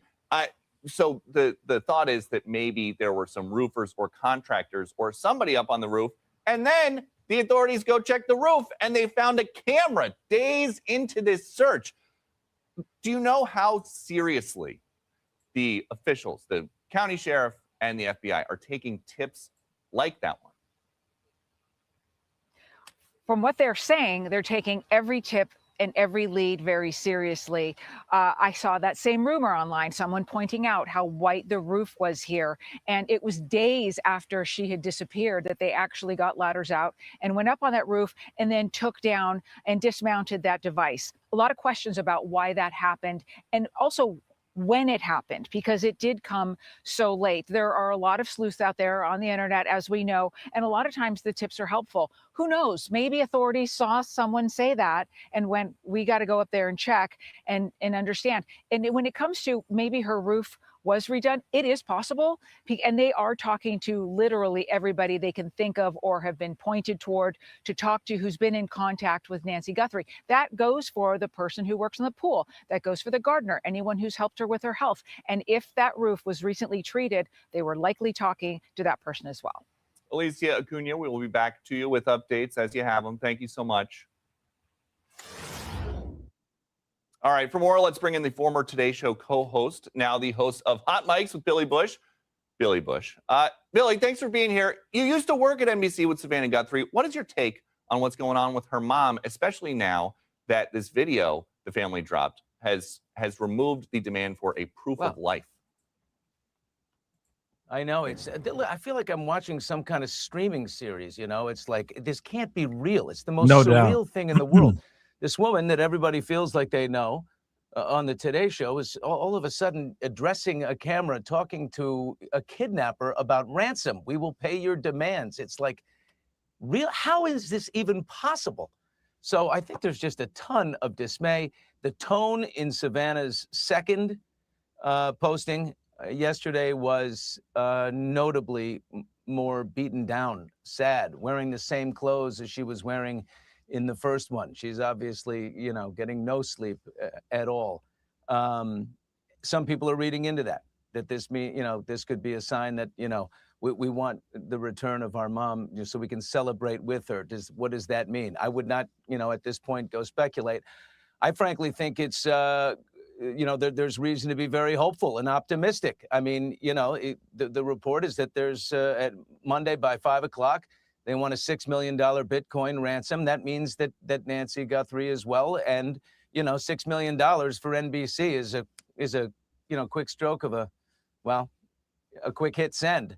And they should be able to get that done very easily. And I don't, the idea that Nancy Guthrie would be at that point, this is obviously a greedy little somebody who understands how VPNs work, virtual private networks, and how to hide your internet address. And, well enough that seriously enough that the FBI, can't seem to get there now in its 8th day. But I believe that money will be exchanged, and let's get Nancy back, and then let's find them and let these people meet the ultimate consequences. And Billy, we've got some crazy new video from overnight. The Pima County Sheriff was in the house at an Arizona Wildcats basketball game last night. Can this guy read the room? Or is it okay for this sheriff to be at an NCAA event while the entire world is waiting for an update about Nancy Guthrie from him? I don't think most of the world was very impressed with his first update. So if that means that, he's at the game, if that means that the FBI has taken over, then that's a good thing. Stay at the game. I'm sorry, his first update, I was so frustrated watching him meander around the microphone in details. And, I'm sure he's a lovely man, but this is a serious thing. And I think our, in our best and our finest should be on it. And maybe that means FBI is, they've got him in the background. And what did I say, guys? He's sure he gonna have a lot of explaining to do. That's all I'm gonna say. And here's the thing. Yeah, I would hope that they would have a presser. You know what I mean? I would hope that they would have a press conference at some point today, or at least tonight or something, before tomorrow, because tomorrow is the big deadline. They have till 5 p.m. Arizona time to give whoever this abductor is the money that they're asking for, $6 whole million, guys. So you would hope that he would, maybe after this video, after this stuff being seen, you would hope that maybe Sheriff Nanos would go out of his way to be like, hey, we're going to do a press conference tonight, so that we can calm the internet's fury at me as well, right? This is just crazy, yo. This is just crazy. I get it. He needs to live his life and watch a game and all that, but there's a time and place for everything, especially when everything is down to a wire. You don't know where she is. She could be, it's life or death. I don't know. I just don't see myself personally going to a basketball game during this time. You know what I'm saying? Let alone even sleep. That's just me, though. I'd feel like everybody, especially with all the pressure coming from the internet and from the public, man, I wouldn't be sleeping. I'd just be working nonstop. But that's just me. We are going to have updates about Nancy Guthrie as we have them, but we do want to get to some other topics with you, Billy. There is an Olympic spoiler ahead. Okay. We don't need to see all that. Okay. So we're going to go back over and see if there's any new updates from this. It doesn't look like there is. 1 second, guys. I'm just seeing what's up.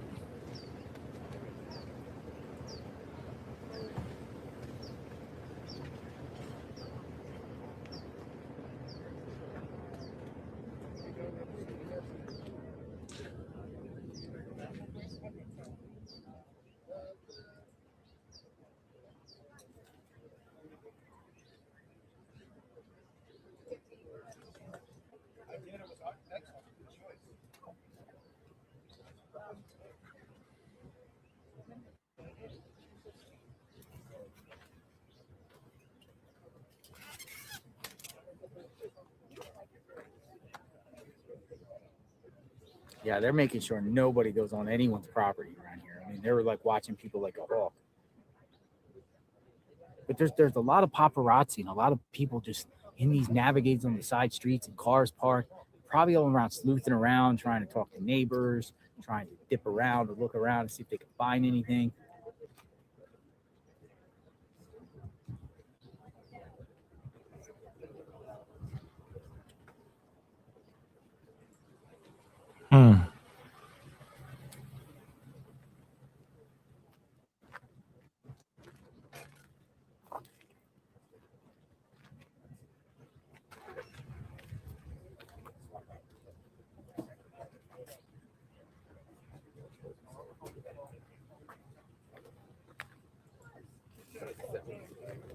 So we're just going to keep planning here and see what happens here.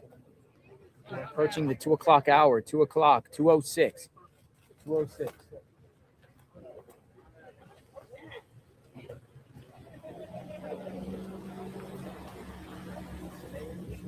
Stay in the shade. It's hot. Matter of fact, I might have to push this back a little bit. It's amazing how you can just.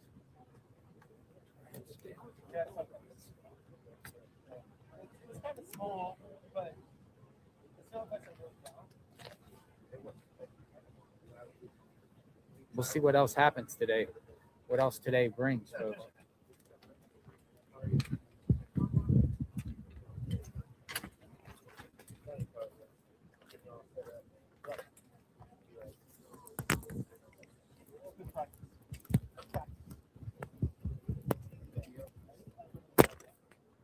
Well, in the meantime, this is what I'm going to do. We are going to go through some of these super chats as we wait. All right. So happy days. Thank you so much for the love. I appreciate it. I think this case shows how easy it is to dispatch of a person, cover it up as an abduction, and the world believes it. Now, yeah, you got a point there. It's very interesting that there's been a lot of information here. You also got to remember, though, I'm not trying to throw the police department under the bus, but you kind of have to look at what we're getting, where we're getting the information from. We're getting the information from Pima County Sheriff's Department, and it seems like they're not properly vetted for this type of situation. You know, they might be used to just regular good old fashioned, speeding tickets and DUIs and those kind of things, right? But we're getting this information from police, and we're trusting that information from the police. So that's why we are all believing what we are hearing, because we're getting that from the main source, and the main source could be completely wrong. Look at how they went and they treated this whole crime scene in the first place. Then they released the crime scene to the family, and then they said, never mind. A day or two later, then they said, never mind, and they took it back. Those are all really dumb things to do. And it shows the lack of experience from the police department. So when we hear there's signs of a struggle, or there's signs of foul play, there's signs of her being taken, we're hearing that from them. When in actuality, they could literally be thrown off. There's only blood coming, allegedly now, only blood coming out on the front stoop of the house, right? They say no forced entry. Oh, no, I don't know what you're talking about, forced entry information. What? Okay, so there's no forced entry. So then what actually happened here, right? Could this whole thing be staged to throw us all off, to throw off police, local PD? It just seems like, like I said, very simple town, very easy going town, used to breaking and entering, theft types of stuff, but nothing of this type of level, right? Of severity, right? So again, we are believing it because we're getting it from them as a source, right? Happy days again. Luminol will make remnants of blood luminance blue. That's very true. Lighting up a room. That's very true. That's why they'd cover a window. Absolutely. They're covering up the window. Maybe not only to just cover up what they're doing, but also at the same time, they could, to block out light or anything so that they can really see what's going on in that room, right? And if there is some sort of murder scene, then they'll see it for sure. Subpoena Colada, thank you so much for the love. The sentence didn't end at celebrate. It ended at with her. That's why I'm glass half full here. Now, celebrate with her that she's still alive and that she's with us. Yes, that's possible too, right? It just seems very strange to say the choice of words that they used seemed a bit morbid, right? Seemed cryptic, as they said. It's weird, but it could very well be like they just want to celebrate with her, that she's alive and she's home and she's safe. Hopefully that is the case, right?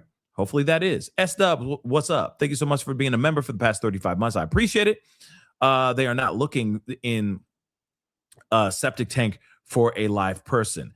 Yeah, that's true. Hit the like. Yes, guys, don't forget to hit the like. Go Seahawks. Yes, go Seahawks. We'll see. We'll see how the Super Bowl goes. Jackie, thank you so much for being a member for the past 28 months. I appreciate it. Who was all at Annie's house? That's what I'd like to know too. Was it just Annie and Tommaso, or was there more going on? That's something I'd like to know as well. My Miracle Mama, thank you so much for the super sticker. Jay Gussie, thank you so much for the love. I appreciate it. Went to school for cybersecurity, computer forensics. What gets me, they want Bitcoin. You have to be able to transfer it in a near blink of an eye, then get it to something like Monero, or it can be traced. Interesting. So maybe they have a whole pattern or a whole method ready, a whole system in place so that when that money does get transferred, they're able to scoop it real fast and get away, right? Undetected. Be interesting. Ride, thank you so much for the love. I appreciate it. Unfortunately, I think she passed due to the language from the family's last message saying, let us celebrate with her. And this is important for us. That's kind of how I was reading it, right? And I'm a glass half full kind of guy too. I want her to be alive, right? I want her to be alive, dagnabbit. But I don't know. The way that they're like, so we could celebrate with her says something to me. But we shall see, right? Melody, thank you so much for becoming a member. Welcome to the family. And just like Melody, please consider becoming a member by hitting that join button down below. Okay? Please and thank you. Don't forget to hit the like button down below. Okay, guys? I'd love to get it to 5K. Let's get it to 5K real quick. All right? That'd be greatly appreciated. Brenna, thank you so much for the love. Brian Enton has been unstoppable covering this case every step of the way. Yes, he has. Yes, he has. A lot of people have been covering this like crazy. Why hasn't the brother-in-law been mentioned or shown his face since the case was first reported? Sus, if you ask me. I think it's weird. I do think it's odd, but I also could see how, maybe he doesn't want to be seen, especially with something like this. It's a high profile, highly tense situation. He may not want to be in the camera at all now, more than ever, because his name was mentioned on another podcast, and obviously instantly everyone side-eyed the hell out of the dude. So maybe he doesn't want to be on camera or do these, you know what I mean? Or do anything because he doesn't want people just nitpicking every nuanced thing he does on camera. If he breathes weird or his eye twitches, everyone's going to be like, he's a liar. You see, he's lying. So I could see him not doing that and hiding out because of what just recently went down over the past several days. You know what I mean? Tatted, thank you so much for the love. The FBI probably told him to kick rocks. Maybe. But if he's still on the list of potential suspects, I don't see FBI just saying like kick rocks. They might be like, we're going to keep you. We'll take you to a hotel. But we got to keep an eye on you. So don't leave town. You know what I mean? So we'll see. We'll see how things transpire because things are going to transpire soon. I would hope. It's been 8 mother-loving days, guys. 8 mother-loving days. Funny mamacita. Thank you so much for the love. Welcome to the family. Thank you so much for your support. I really do appreciate it. Jude. Hey, Jude. Thank you so much for the super sticker. I really do appreciate it. Happy days. Again, thank you. Mod's busy today. You guys are rock stars. Shout out to my mods. Yes. It's been a high volume day. Let's just be real.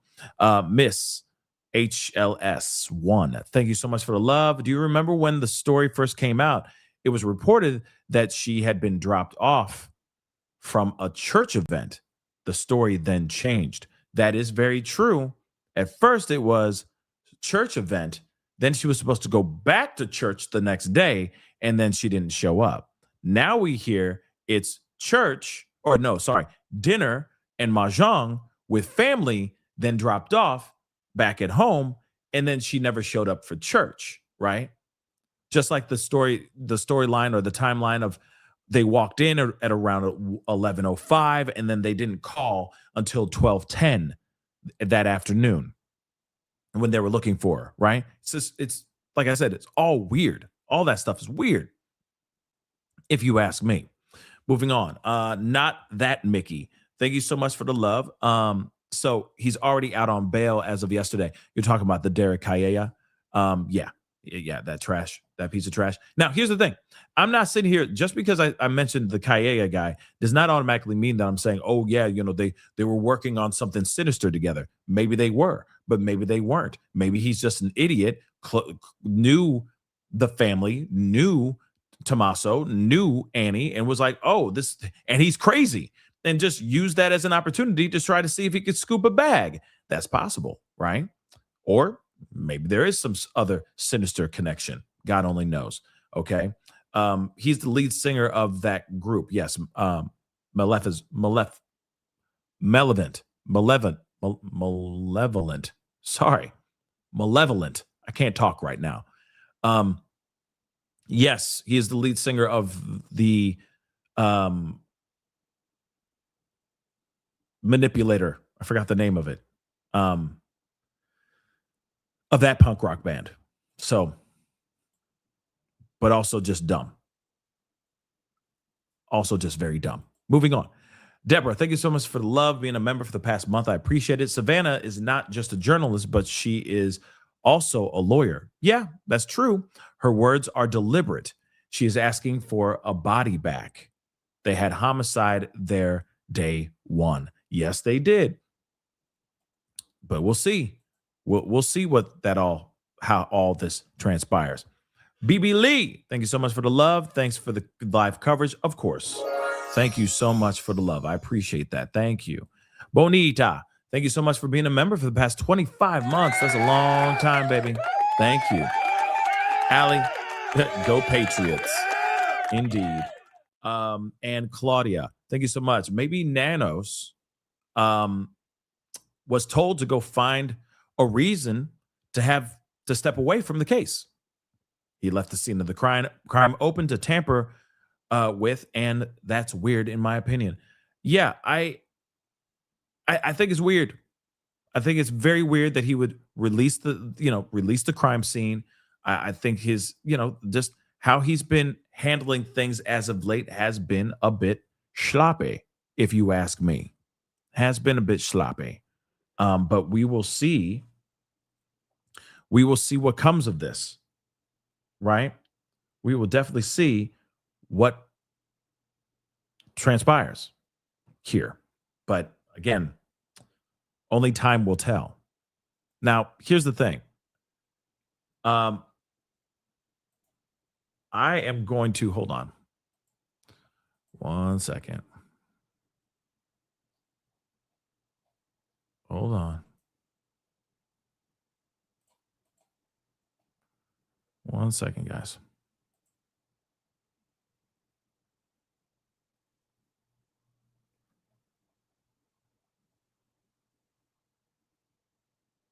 Okay.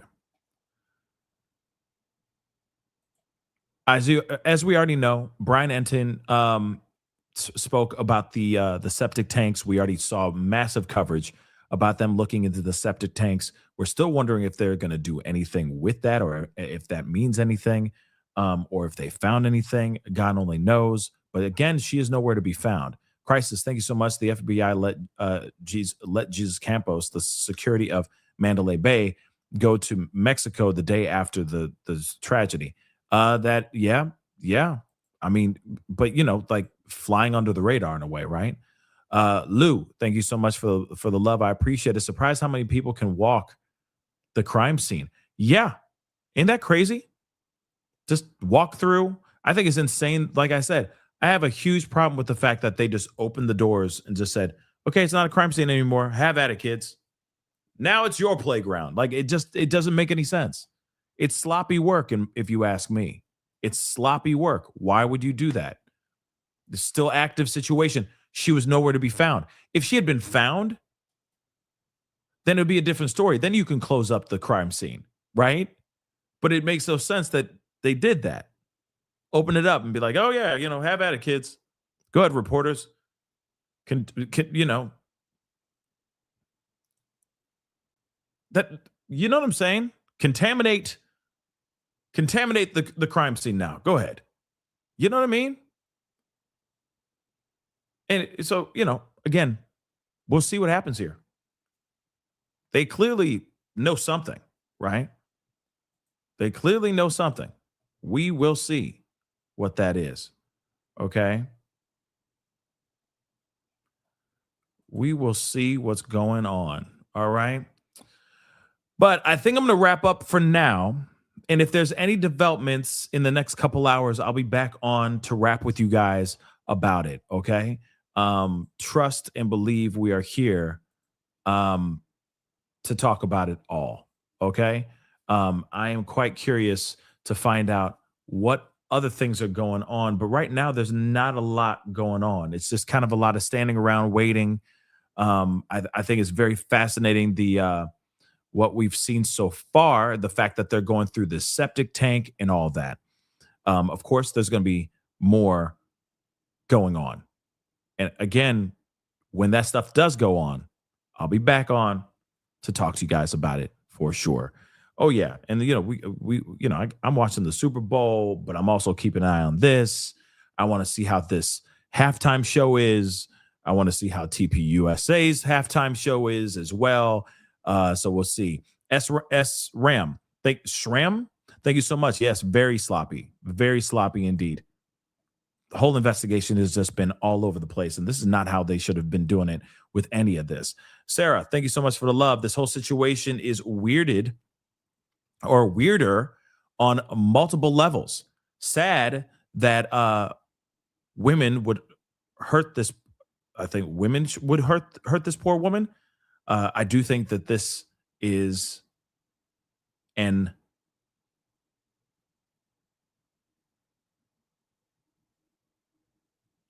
maybe you're saying inside job.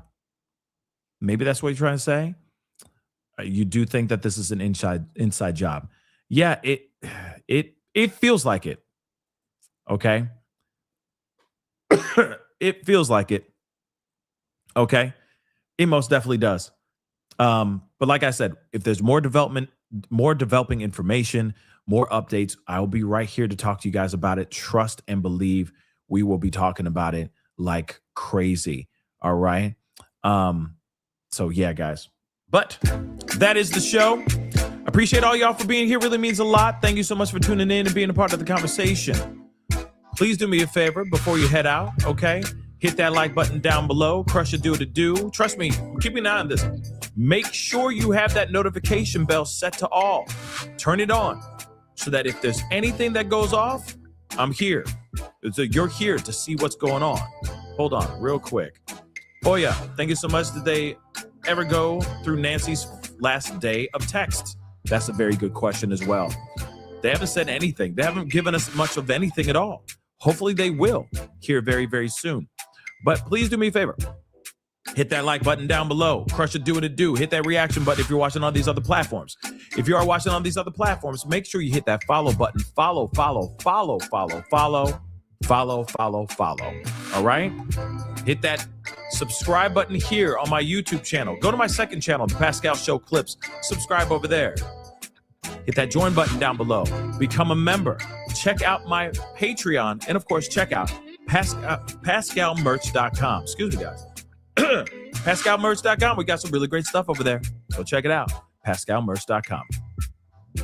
Anyway, guys, it is time to get going. Much love to you guys. We will be talking here very soon. If there's something that pops off, trust me, I will be right back on to give you guys the information. It doesn't matter if the game is going on or not. This is very important. So make sure that notification bell is on.